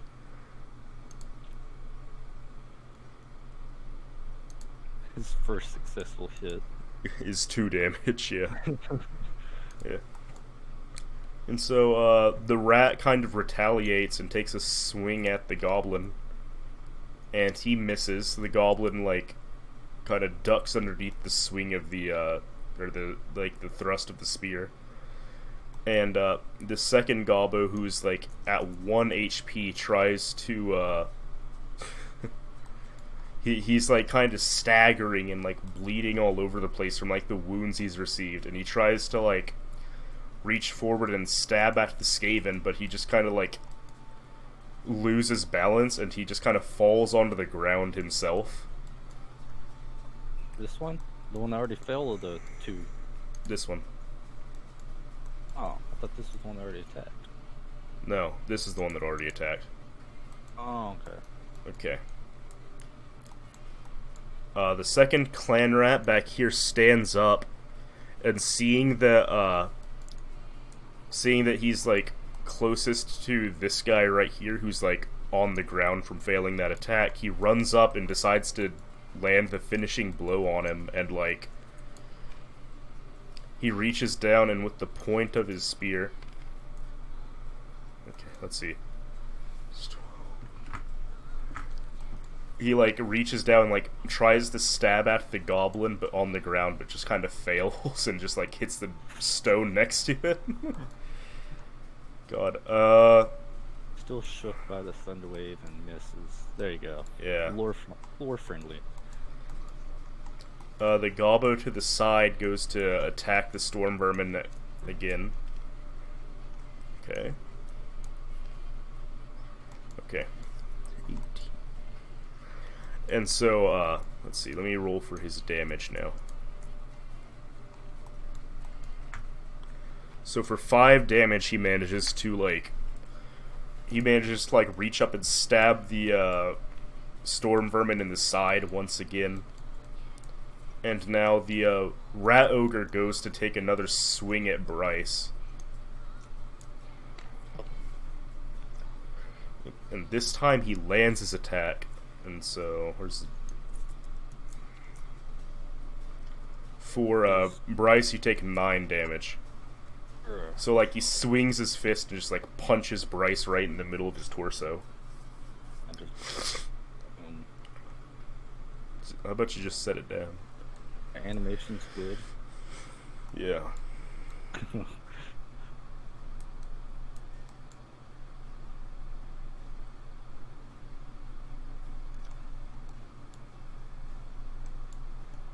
Bryce, did you take your 9 damage? Okay.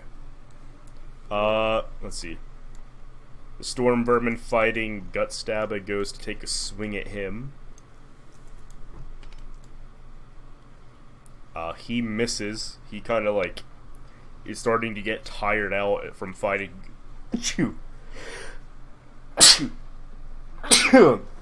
From fighting Gutstabba. And, he, like, his swing is, like, real slow and lazy, and Gutstabba kind of dodges away from it. Let's see. Now, second storm vermin turns to the rat who's not on the ground and goes to, take a swing at him. But, he's as well kind of getting tired from, like, being stabbed and getting these, like, having to fight off these 2 people right next to him, so he, like, takes a horizontal swing with his halberd, and the goblin, like, ducks underneath it. And, now we're down to Maui. Alright, before I pick up the engineer, I'm going to use my magic missiles. And, You want all? yeah. Do you want? Just select. Do you want all of them to go to him? Right. Yeah. I guess. Can I, like, see which rats are, like, the most hurt? Like, visually? Can I just take a quick glance before I throw them? Just 1 second.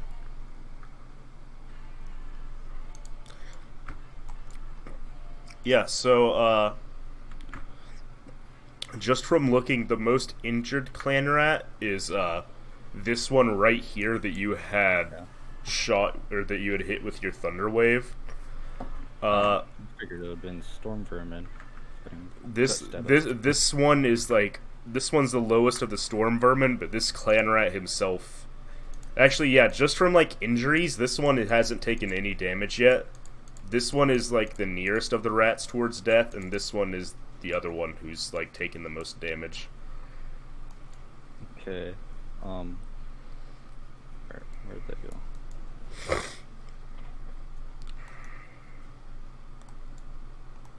Oh. Okay. I guess I'm just gonna throw all 3 darts at Clan Rat right here, just because he's kind of in my way. He might try to stop me. So Okay. throw all 3 of them at him. Okay. D1, D4s. Yep.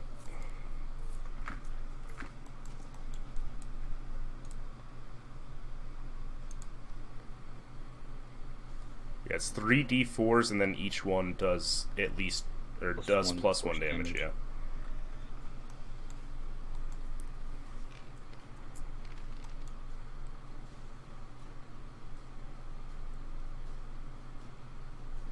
So you do, 11 total damage? Or 3 force damage, I mean. So, you do 8 plus 3. 8 plus 3, so... yeah, you do 11 damage to him. So these 3 darts kind of hit him and kind of hit him and like bruise and batter him. Like one hits him across the face and you kind of hear like a crack, almost like it broke his nose. And like the other ones like hit him in the torso and you hear like, it sounds like he's getting punched like several times by them. And let's see, the engineer tries to break out of his rope. Oh, can I not like continue them? Oh, right. You wanted to drag him. My bad. And how far can I get with him? Like, probably. I'm assuming you move like, the boat. yeah, you move like half as far as you can. But let me check. So you were right here. So you pick him up and drag him. So you're able to go. Figured it. You're was, like, right yeah, you're like, yeah, you're right at the corner.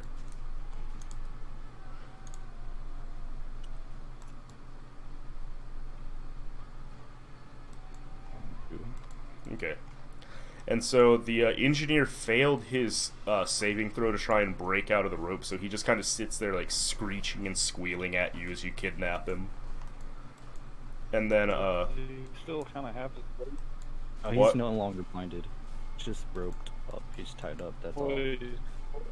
He's still kind of drowsy though, ain't he? When you put him to sleep. That has no, it failed. He didn't do anything. Okay. Gut Stab takes an action. And he goes to swing at that storm vermin in front of him, but he misses. Bryce, your turn. Okay, I'm gonna tackle this stupid rat ogre again. Okay. Wrestling it out. This guy hasn't been doing anything. I'm gonna be pissed if he rolls another D20 as soon as I tie him up. Or no, as you're wrestling him, he rolls a D20, kind of just chunks you into the water, that dirty, nasty water. 14. Let me roll for the rat. 4 is 18. Okay. So this time you managed to like kind of wrestle him down to the ground again. And tie him up. Okay, so you reach down to one of the ropes around you and make a dexterity check now.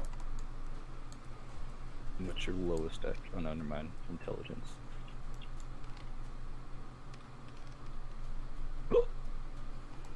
Hey.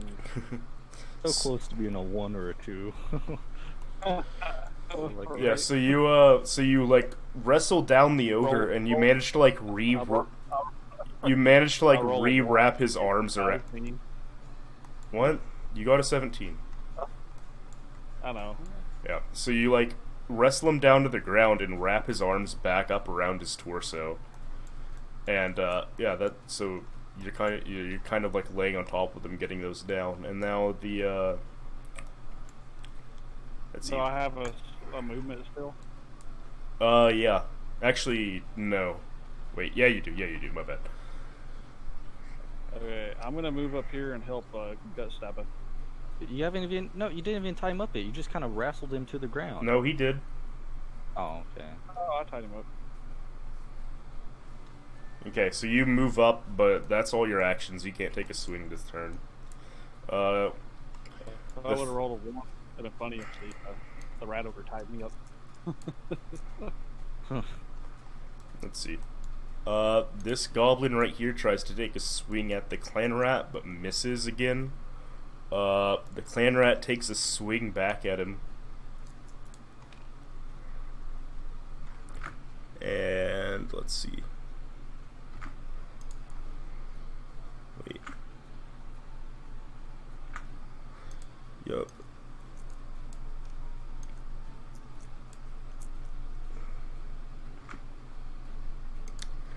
And he takes his little point and like jabs him in the chest again, and to the point where like this goblin has been stabbed in the chest like twice, and he's like losing a ton of blood, and he's just kind of sitting there like little, yeah, like kind of groaning in pain. And now the let's see, second gobbo, who's near death, takes a swing at the clan rat, who is like come up to try and finish him off. Actually, he stands up first and then tries to take a swing at the clan rat who's come to finish him off, but he fails his strike again. And so the oh wait, fuck, I did that wrong. Actually no, I did, okay. And then the yeah, the clan rat goes to take a swing at this goblin that's near death and like trying to fight back against him. And he takes that little point of his spear, and like as the goblin is like standing up trying to take that swing with his sword, he kind of like stabs that like spike pommel of it down, and just like it spears the goblin through the eye socket, and he just drops dead. And so this goblin, yeah, he just falls dead right here on the ground. Hey, I got a question. Yeah. Austin. This here rat.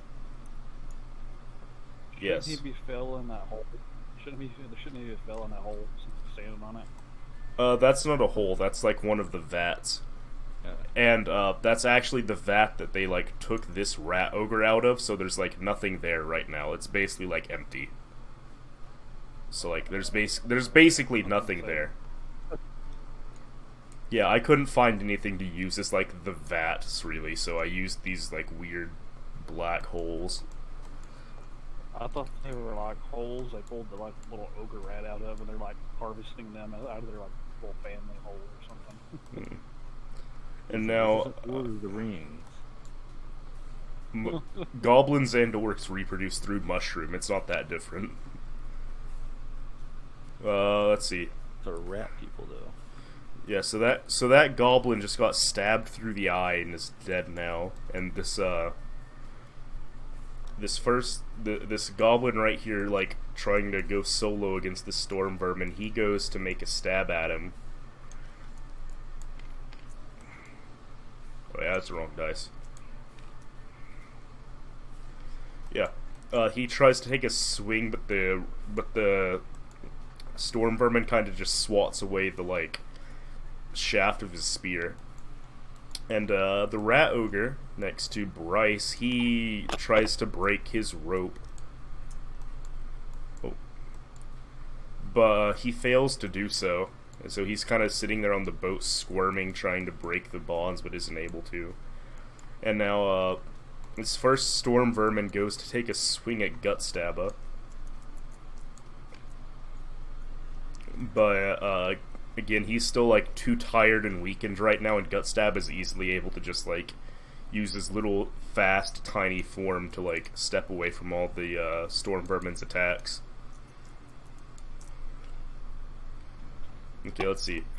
But Gutstabba goes to take a swing back in retaliation, and actually like misses his strike, and actually kind of takes a swing at Bryce on accident and kind of cuts him in the thigh. Oh, great. Big fat one he rolled. Yep. Yeah, for 7 damage. Or actually half, like 3 damage.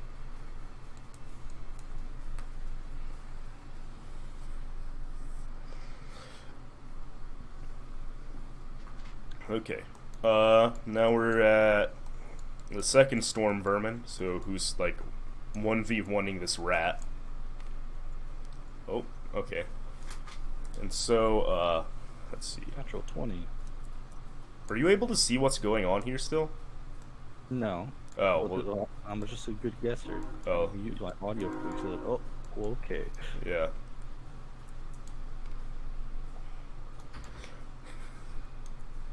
Yeah, so, well, good for the goblin, he rolled a 1 on damage. So 1 plus his strength modifier is 4, and then double that. So he did, 8 damage to this goblin. And so he rears back his halberd and takes a horizontal swing and, like, cuts him, like, deep into, like, his abdomen from the side. And now, Molly. Alright, am I able to get on the boat yet? Basically. You could get, like, right here and just kind of toss him over. Okay. So, yep. Alright, and, for a way, I'm gonna use the rest of my turn to throw a fireball at... my firebolt at the same storm vermin I hit before, this one right here. Oh no, it's a bolt. Okay, Yeah. a ball does area damage. This one's, yeah. Let's see. Okay, make a ranged attack. Or make an attack through a roll to hit.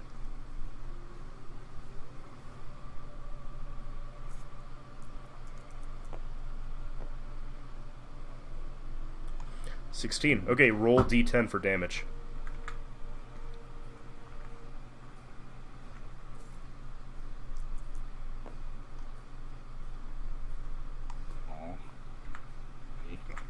Yeah, so the fireball like hits this rat and it like singes like a bunch of like the fur of his stomach as it like hits him square in the middle of the chest, and like you kind of smell the burning like mangy fur of this rat as you hit him. Yeah.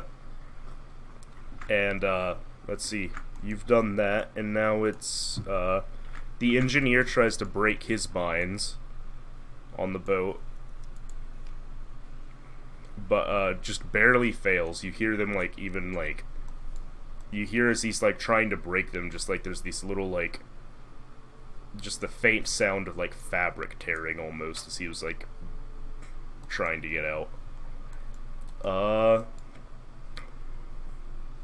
Gut Stabba goes to take stands up and goes to take a swing at the storm, or he doesn't stand up, he didn't fall.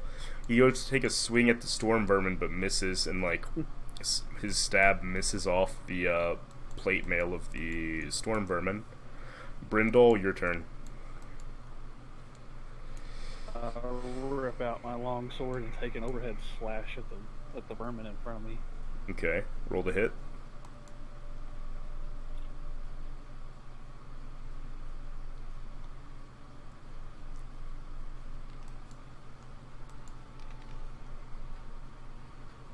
$19. Okay, roll for damage. 19 plus 4.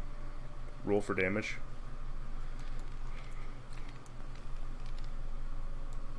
Oh shit! 1 and 1.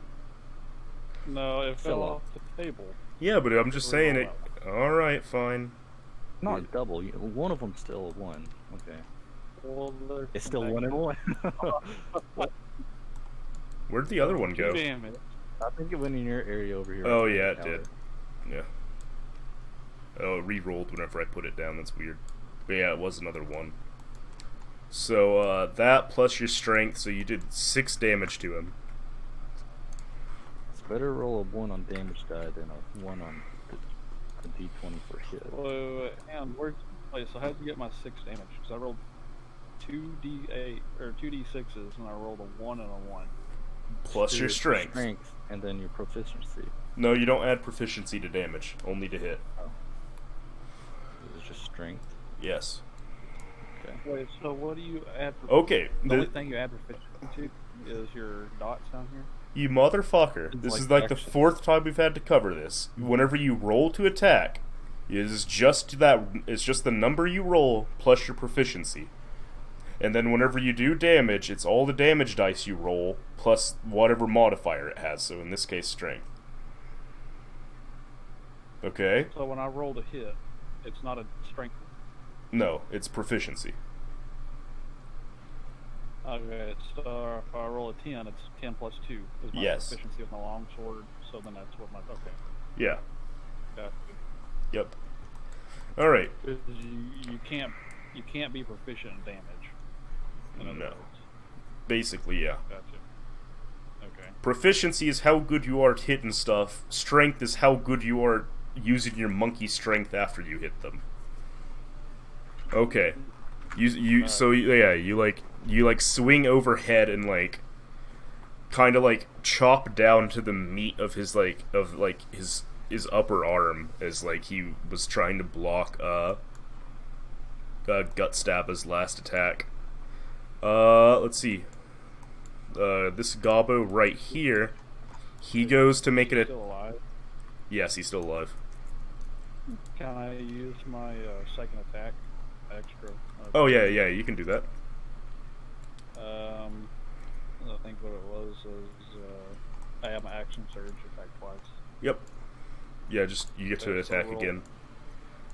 Yeah, same thing. Roll to hit. Damage dice or just Roll to hit.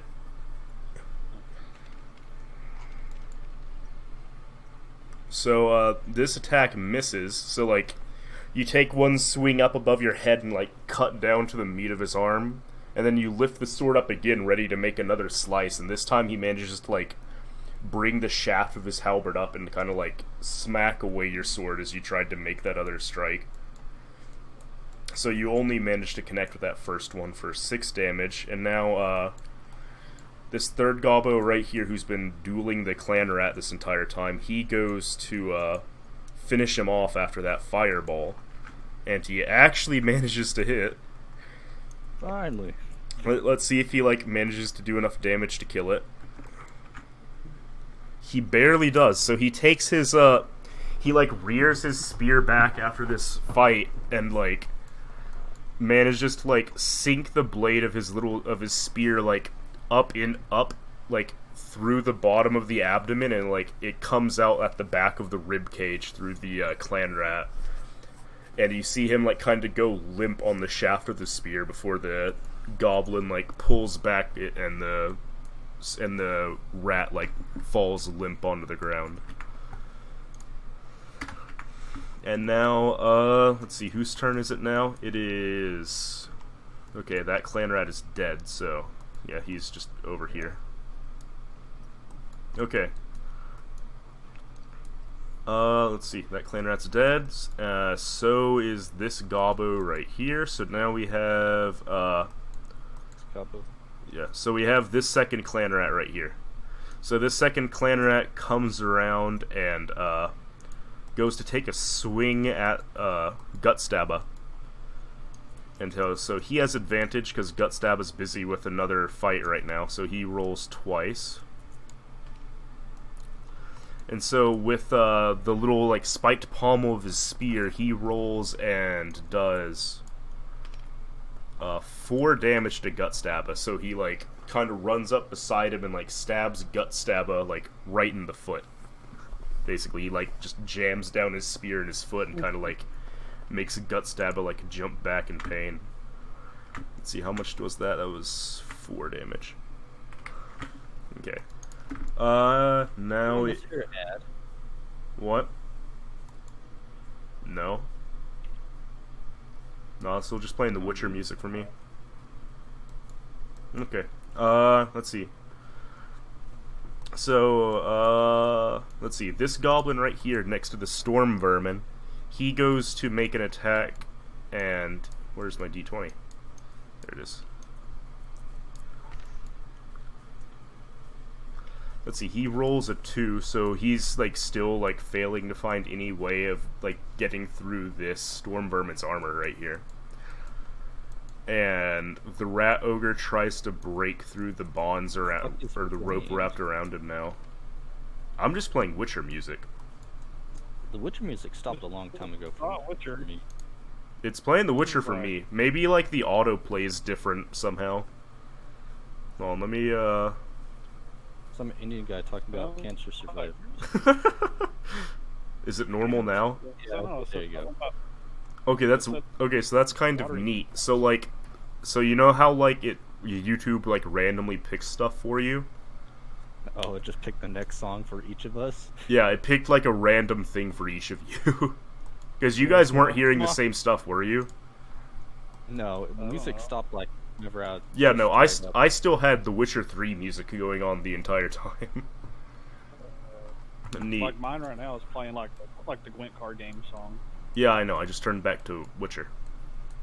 Okay. Rat Ogre tried to break out of his rope, or tries to break out of his rope again. Fails. And swear to God, if he breaks out. and now we're back Oh to my- the. I'm na- back on that boat. Now we're back to the Storm Vermin, Ugh. and he goes to take a stab at Brindle now. And 19. Wrong button. So what's his damage?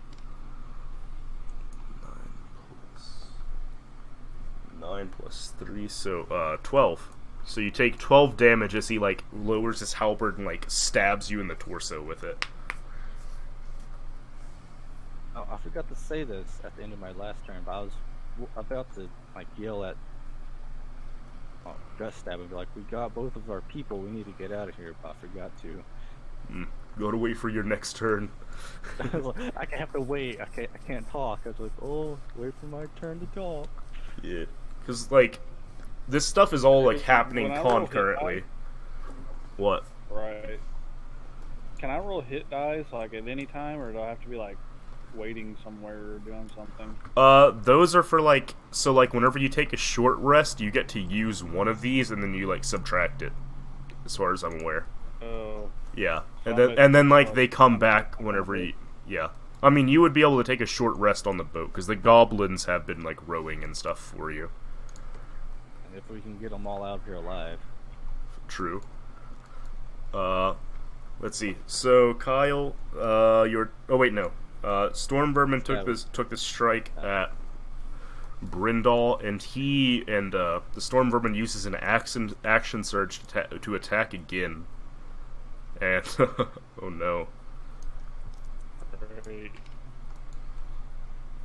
7.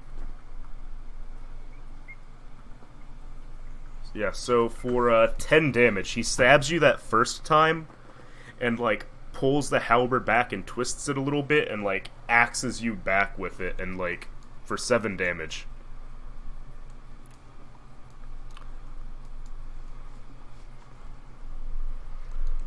Yep. I regret not talking before I ended my turn. What? Sword or fucking healer. Let's see. So you have been knocked unconscious. Let's see. The engineer tries to break out of his ropes, and he fails. Bryce, you need to make. Oh wait, no, gut stab. It's gut stab's turn. Oh wait, no, hold on. Kyle, it's your turn. My bad. Get Oh, their stab ass on the up. boat. Let's get out of here. Get on the boat! We got all we need! Time to leave! Drag my ass. Okay. So you drag him into the boat. Drag me to the boat. Yes, Okay. dragging you. Okay. Upside down through the map. Yeah. And so. I'm just this dot. Yeah, and so the engineer, while you're saying this and dragging him, he tries to break out of his bonds but fails. And let's see. So Gutstabber like nods his head in his little gobbo voice. He's like, "All right, boys, we's gotta go. Come on, get." And so Gutstabber, he like steps away from the Storm Vermin and the Clan Rat, but they each get to take attacks of opportunity on him. It doesn't disengage. So, what? He doesn't disengage. Let me read that real quick. Oh yeah, okay, so he can disengage, my bad, yeah. So he disengages and then backs up away from them.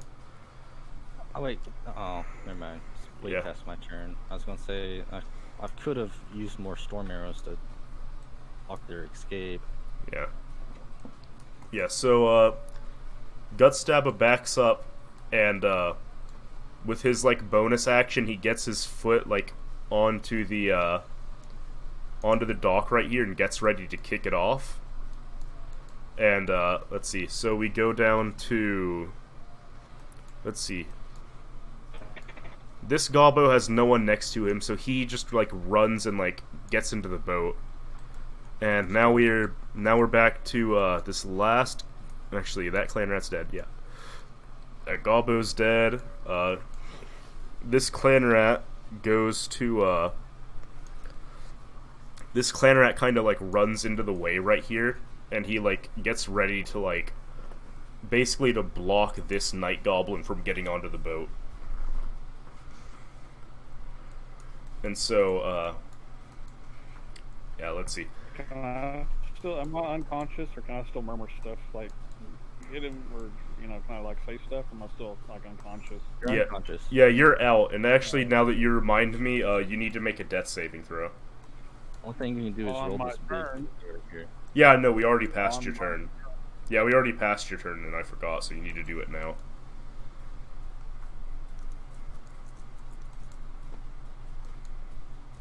Okay, you barely fail, so add a fail.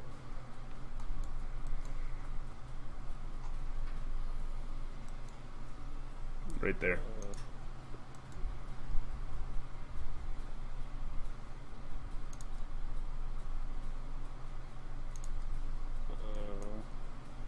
Why do you keep unadding it? You have a failure. He wants Yeah. to click it himself. That's what I was wanting to do Well, too. It's kind of slow and laggy, but Yeah. Okay. Let's see. How far does this Gobbo have to run? So, I think 20-ish foot. It would seem like. oh wait, that's in centimeters.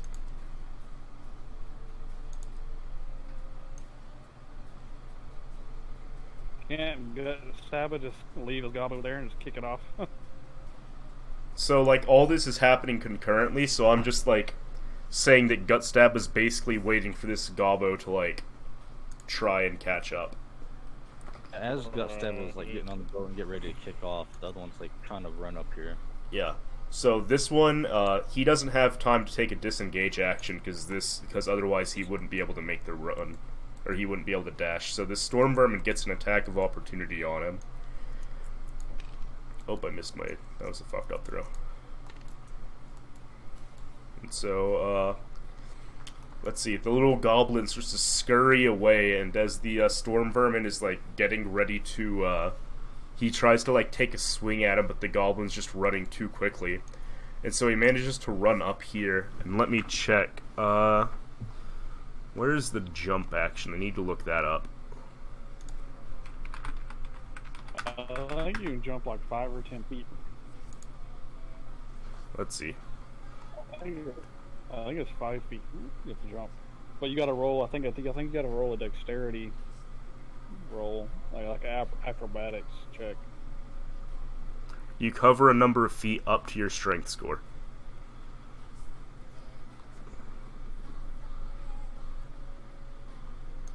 Okay, so he is able to jump as a night goblin, let's see, 12 feet. So, okay, yeah, he's easily able to do that. So he's able to get here. So he's able to, like, run over here and just to barely jump into the boat as Gutstabba, like, kind of, like, pushes the boat away and it starts to sail off in, like, this direction. Like, it's sailing, or, like, pushed off and, like, rowing south, basically. And so, yeah, so, you guys, like, combat is over. The, engineer and the rat ogre are still, like, kind of trying to break their bonds, but they realize, like, without anyone around them, there's kind of zero hope. And so, both of the two remaining goblins, like, go to either position at the side of the boat and, like, real slowly start to, like, row it away. Because there's nothing that these guys are able to do. They don't have any, like, ranged weapons.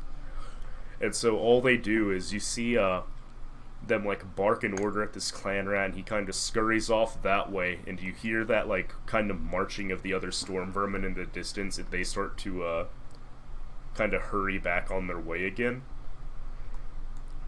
Like, You can just bring out like 20 fucking minis, just stack them up right here. yeah, so you see as you're getting away, just like barely in like the green glow of this whole area, that there are like 6 storm vermin kind of march in here before like the boat is like shoved off and you guys are actually on your way now.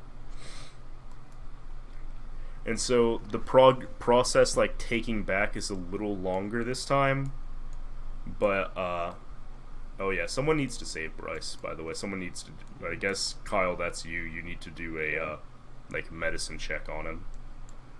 What does medicine check? Is that like wisdom or intelligence that's added to it? Or? It's wisdom plus wisdom. yeah. I don't know if that works. Basically he can, if you got to keep rolling basically. Oh, you need to get rid of your death fails too. I don't know I have those there. Those are from last time. Remember, you almost died. So Bryce, you keep rolling, but he's able to like, if he rolls good enough on a medicine check, he's able to like give you advantage on the death save. I'm pretty sure. That's how that works. I roll first, or does he roll? He rolls. So roll a d20, Kyle.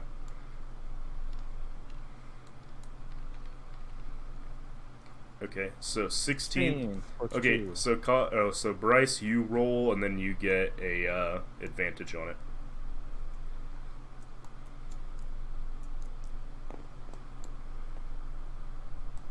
Okay. Roll again. Yeah, you can roll again. Just to see if you get a natural 20, and you never know. You might get a natural 20, and it's just like, oh, you just jump out and just feel the best as you've ever felt. Alright, so you get a success. You guys got to do the same thing again. Wait, so what's the difference between success and, like, I know I can get a success and a failure, but like, do I have to get 3 of each and then that determines my fate, or what? Yes. 3 failures means you die. 3 successes mean you succeed. Gotcha. So Kyle, you roll to help him again.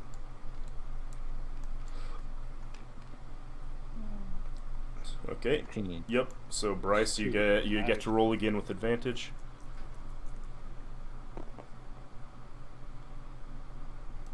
Ooh. You might want to like roll it. No. Roll it on top of the higher board. That way it can roll off. Not like do a slow roll and you turn into a 3. Right. You get another success. Kyle, you roll again. Did you already mark it? No. I'll do it real quick. Marked it. Yeah. You did.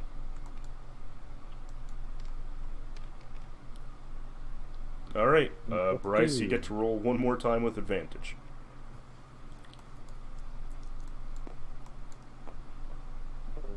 Oh, way over there. Alright, so 12. you survive. You gotta see if it's a natural 20. Well, natural 20, all natural 20 does if you get it is it gives you 2 successes. Or a natural 1 gives you 2 fails. Okay. Yeah. So, Bryce, you are now fine. All you got to do is roll a d4 to see how long you're unconscious for. So, can I unclick all my stuff? Like, yeah. Successes and failures?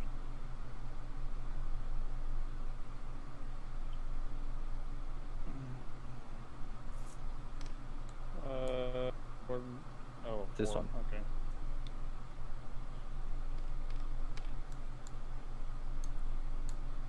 Where'd it go? There Stuck. it is. 3. Alright, you're unconscious for 3 3 hours. And so, yeah, that's about the amount of time it takes for the ship to make its way back down the coastline, right? Especially against the current. Yeah, so, like, they're having to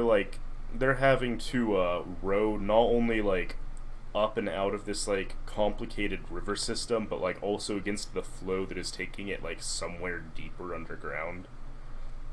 But it doesn't matter. The goblins are like able to row against it, and as like they make their way out into the ocean, and like the kind of blue-green glow of like all the bioluminescent mushrooms from the goblin farm like kind of come into view. Like Bryce is just starting to come to, so you have 1 hit point now that you've woken up. Kyle, you were able to take a short rest during that time, so you have I didn't lose any hit points. Oh, well, never mind. Yeah, so you well, let me think. Yes. Short rest, like at least like give me back one of my slots. Yeah, let me check. I think it gives you one of your choice up to your level, but let me check.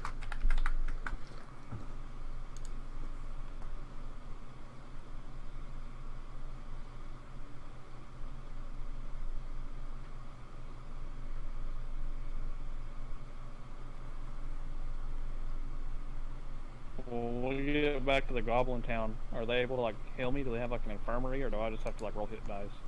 No, you've already got 3 hit dice. You're alive. You're fine. Well, I know, but when we get back there, Oh yeah, you can roll hit dice. or are we gonna be safe to roll like to do like a long rest once we get there? That would be up for you guys to decide. You want to sleep in Goblin Town? Fuck's wrong? Well, they said they're not gonna. They said they're not gonna let us go. All right. Well, I'm gonna roll 3 hit dice then. You aren't taking a short rest though. Like you just woke up as you're getting to the town. Oh. Yeah. Crap. So you're like basically hobbling over into town, like kind of bleeding to death. But you have a cool story. You tackled a fucking rat ogre 2 or 3 times. Yeah, you like wrestled down this giant mutated creature and like tied it up twice. While everyone else is just like sitting there taking turns poking each other, I'm just like doing some magic running stuff. Yeah. Warrior elf. Yeah, so you guys make it back to the town. The like boat kind of rolls up to the same place it was at, like on the kind of on the dam before. A couple of the boats have like come or gone since then, but like Can we get this table out of the way? I mean, I guess. Yeah. Yeah, so now you're back at the little goblin alcove, and Gutstabba kind of like ties up the boat and stuff, and a couple of like other goblins kind of off in the distance, they see that one of the crewmen has gone missing, and they run up and they're like, in like a little higher pitched of a voice, they're like, "Gutstabba, can we join your crew now that you lost a git?" And as like you two start to go about wrestling these two off of the boat and bringing them to a Skarsnik. I can barely walk. Anyway, Bryce, don't fucking interrupt me. I'm telling you what you doing. This is the lore. So like, yeah, well, you two are like, yeah, you get to carry the engineer. He don't weigh as much. Yeah.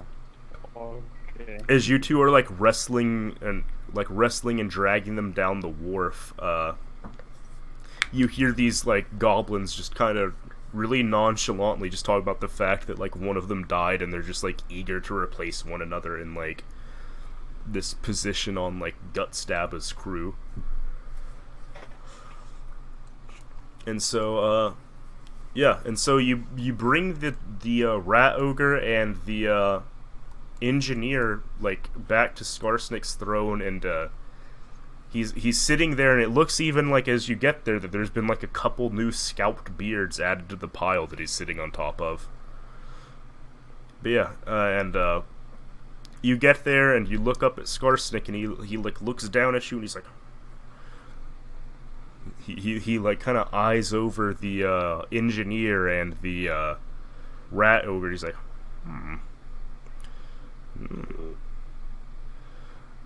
Well, I see the ogre, but what'd you bring me this gift for? Oh, he's the brains of the operation. You can make all of the big boys you want with him. Just gotta get him in line. You know what I'm saying? Slap him around. Is he's gonna make this one bigger? Cause the one the one yous killed that I was gonna have my boys catch was supposed to be bigger. He was trying to cut it up and mutate it somehow to make it bigger. This is definitely the guy you need to make a big one.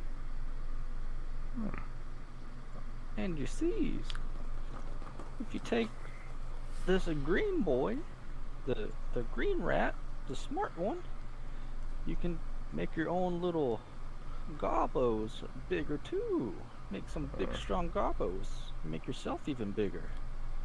Like that, wouldn't you? Not sure if that works. You saying I'm not the biggest and the bestest? You're definitely the biggest and the bestest, but you could be bigger and bestier. If I'm the biggest, I can't be bigger. You idiot. You know semantics?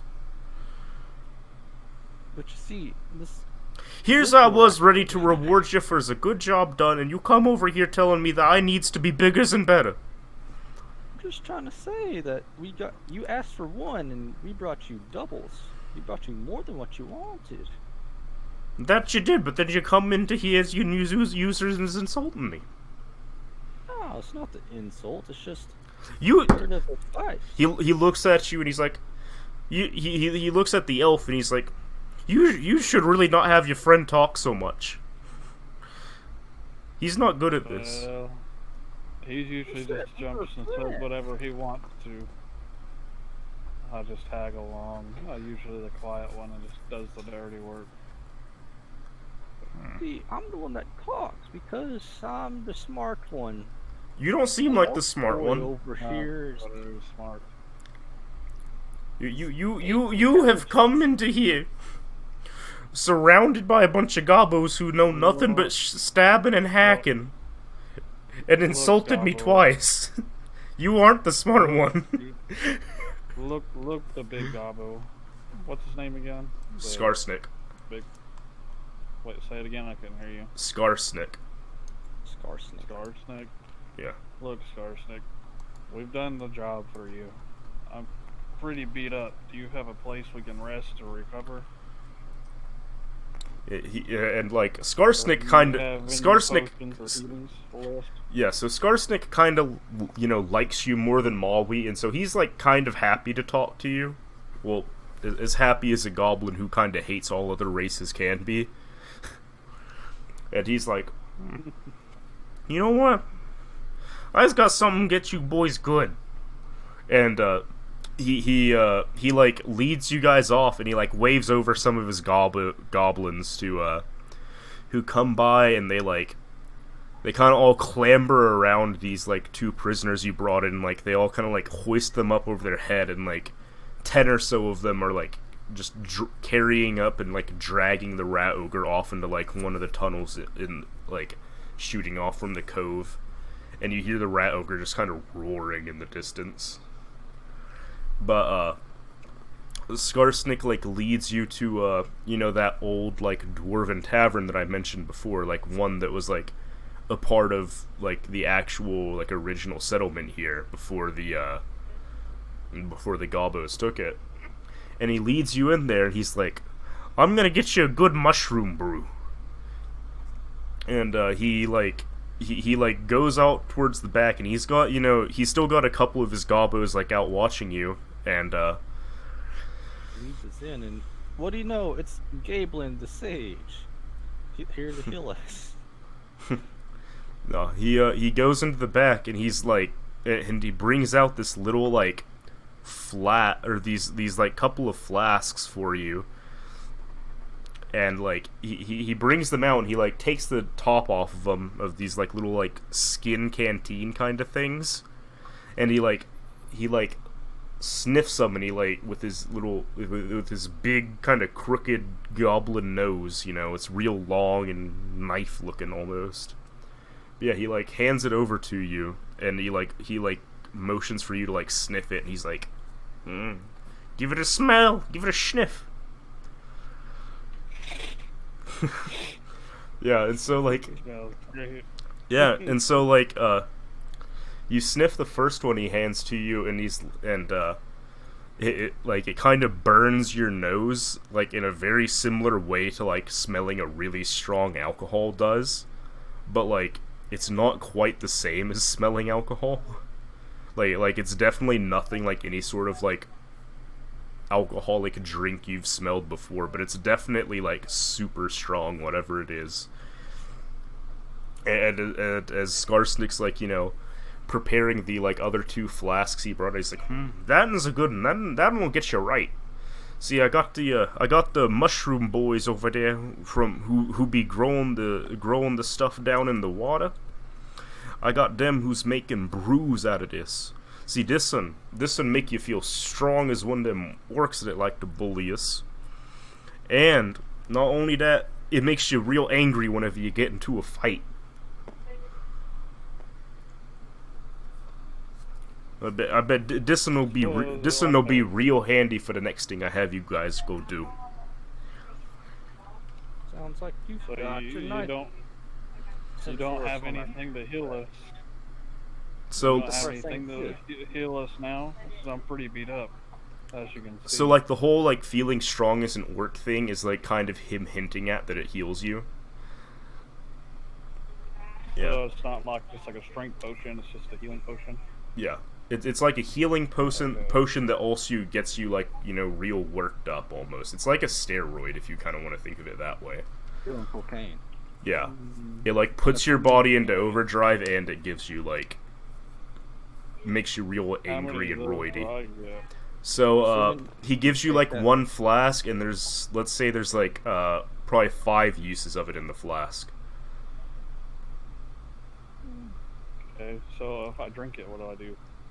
Okay, so you just like you take like a shot of it, and so you get back 1 of your hit dice, so you get to use it now. And then Well, I have 3 hit dice still. So do I get extra? no, you get to use 1 of your hit dice now instead of having to take like a rest for it. Oh, so instead of taking them away on the paper, I just roll a hit dice to gain HP. Well, no, like you still lose 1, but you don't have to take like an hour or 2 long rest to use it. Oh. Yeah. Yeah, so you get all 10 of it back. Actually, I think it also adds your Constitution modifier. Yeah, 10 plus your Constitution, so you get 12 back. Yeah. And so he hands you that one. I'm feeling good. Let me take another drink. I wouldn't drink at all, because I'm assuming we're probably going to have a long rest soon. I'm sure he's not, Okay, I'll just oh, take you're that one back. for now. Go. I'm sure he's not going to be like, oh, you're back. Here, go again. Yeah. And so, yeah, he Also, hands you that. Drink that he gave him, if you're at max XP and you drink it, does it give you, like, temporary hit points? Since it's strongest of orc? Yeah. Yeah, that's what I thought. Yeah, I'll be right back. Okay.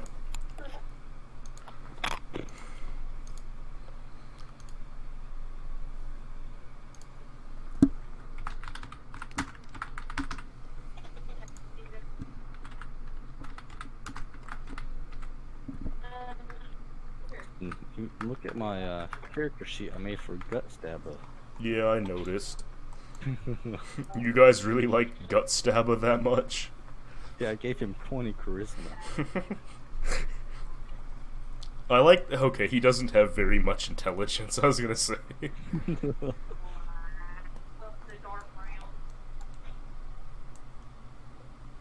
Oh, I'll go ahead and delete these guys since they're, you know, dead.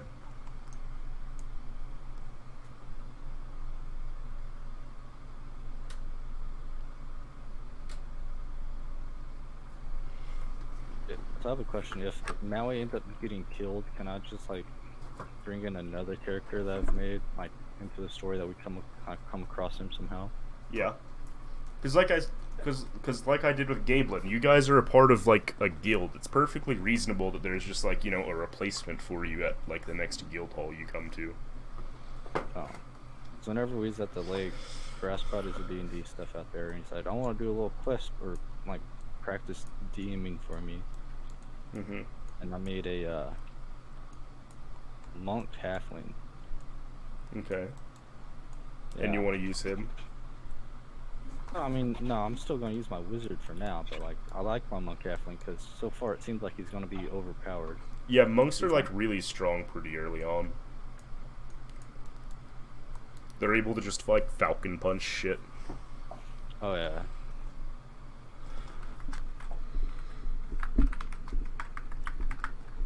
And since he's halfling, he gets like double or like +2 or 3 dexterity to start with. So like all of his rolls for dexterity is pretty much won't punch someone. Mm-hmm. Back.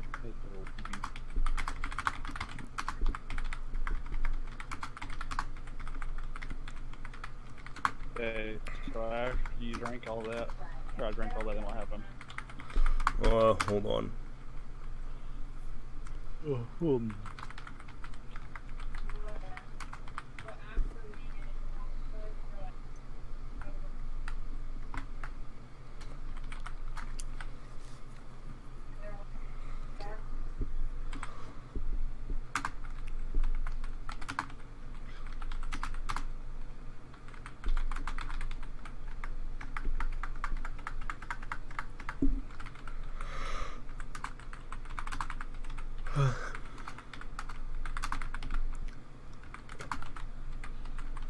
Okay. So all you have to do is make a wisdom saving throw. Who? Bryce. What? Once you drink it, the stuff. Assuming to make sure you don't like rage out. You mean you thought I'm gonna drunk? No, if it were just for drinking, I'd have you make a Constitution saving throw.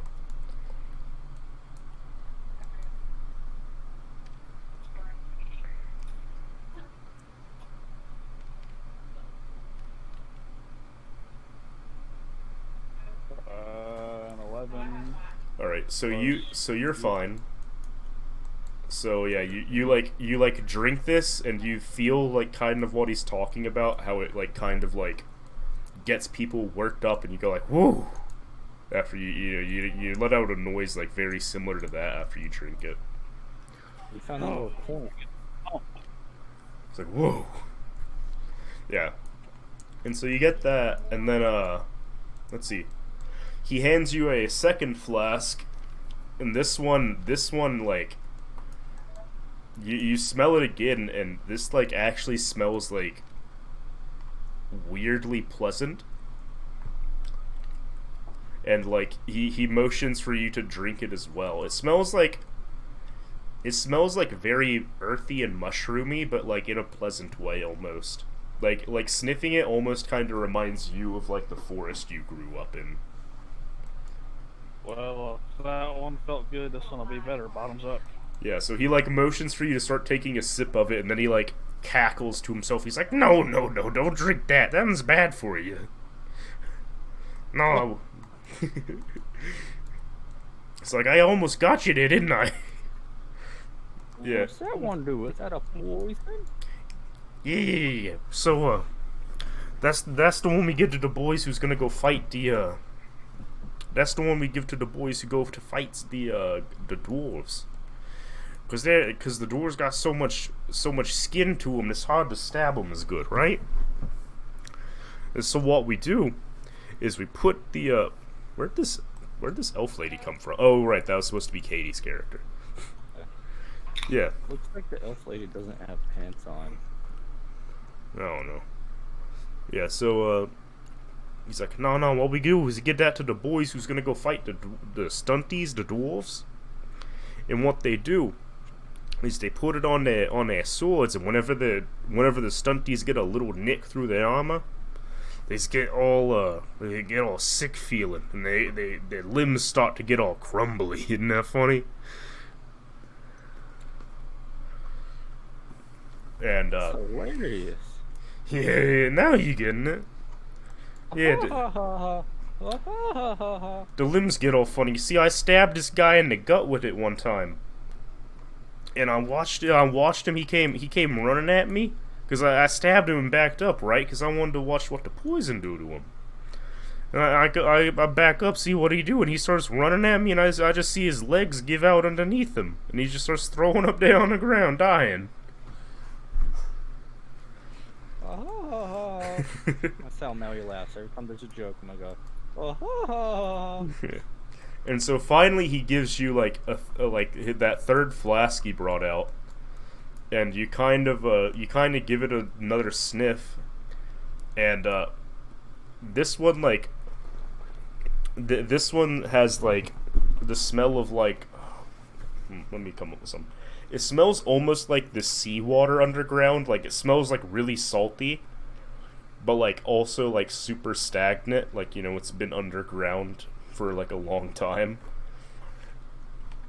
And he gives it to you. Or actually, before he even gives it to you, he like takes a swallow of it himself. He's like, that's good. And he hands it over to you, and like, you see his pupils dilate a little bit within like seconds of him drinking it. And he's like, this one's my favorite. We give this one to the loons after they get back from battle. This one makes them feel real good. It makes them see a little bit of fun stuff. It makes them get to relive them stabbings they did. Ooh, wizards like to see random things. Give me a swig. Yeah, so it's basically like a really mild, like, hallucinogenic. Yeah, so... Did you give me and Brindle both a flask of each of these, or what? No, he gave, like, the flasks total to each of you, and each one has, like, 5 uses apiece. But, let's see, so the one that, like, had the healing in it was, like, in a red flask. So, you guys might want to write that down somewhere if Bryce didn't already. So we both get one, so I'm asking, right? No, you guys only get one, like, total. Oh, one of each flask total. Yeah. Or I'll put it on my bill sheet that I don't use. Yeah. So yeah, you got like one red flask, and the red brew had Oh, what happened? What are y'all doing? Stop clicking stuff. I'm not Typing clicking at shit. the I'm same just time. looking. Stop it! What? Stop! I already had it typed. Anyway, yeah, you have the red flask, and in it is what they call like red brew. And then the next one has like has poison in it. And the poison, whenever you like stab someone with it, they take like they are inflicted with like 1 stack of fatigue, and they also get they also take like 2d10 a turn in poison damage. No, blue flask. And then the hallucinogenic one was just in like a like a yellow flask. That's not how you spell poison. Yes, I don't know how to spell poison. Poizin. Actually, Poiz. Man, now I don't know how to spell poison. I think it's Poizon.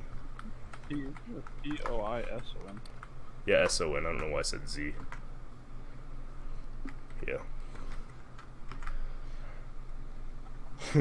Okay, that's not at all close to hallucinogenic. Hallelujah. Hallelujah, Janek. Hallelujah. See shit. Yeah. Yeah, and so like each of those has 5 uses aside from the yellow flask that Skarsnik already took a sip of, and the red flask that Bryce took the sip of. So those are down to 4 apiece. Type it. I'm already. If you type, it's gonna change my cursor. Move your I'm fat trying to finger, change- your fat red finger out the way.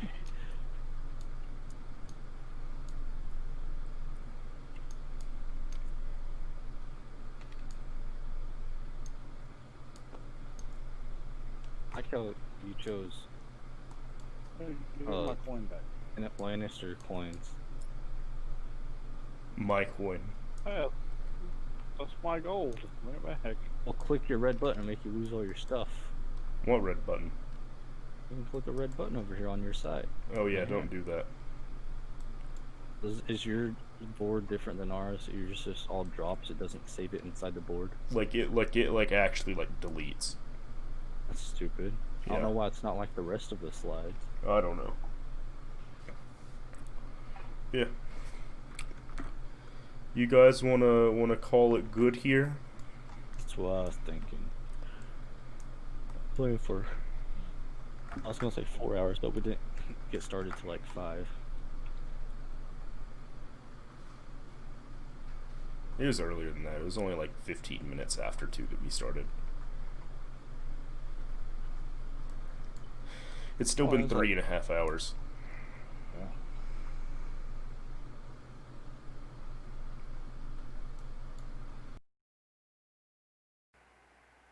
Yeah, so once again, guys, thank you for watching, and thank you to any of you who actually managed to, watch all 3 hours of this. But I appreciate it. Thank you guys so much, and don't forget about the NPC kind of giveaway that I do every Sunday to let you guys create the NPC. So yeah, feel free to tune into the streams every day, or most days of the week, and make sure to come by for the D&D streams in particular. Those are pretty fun. But thank you and have a great day.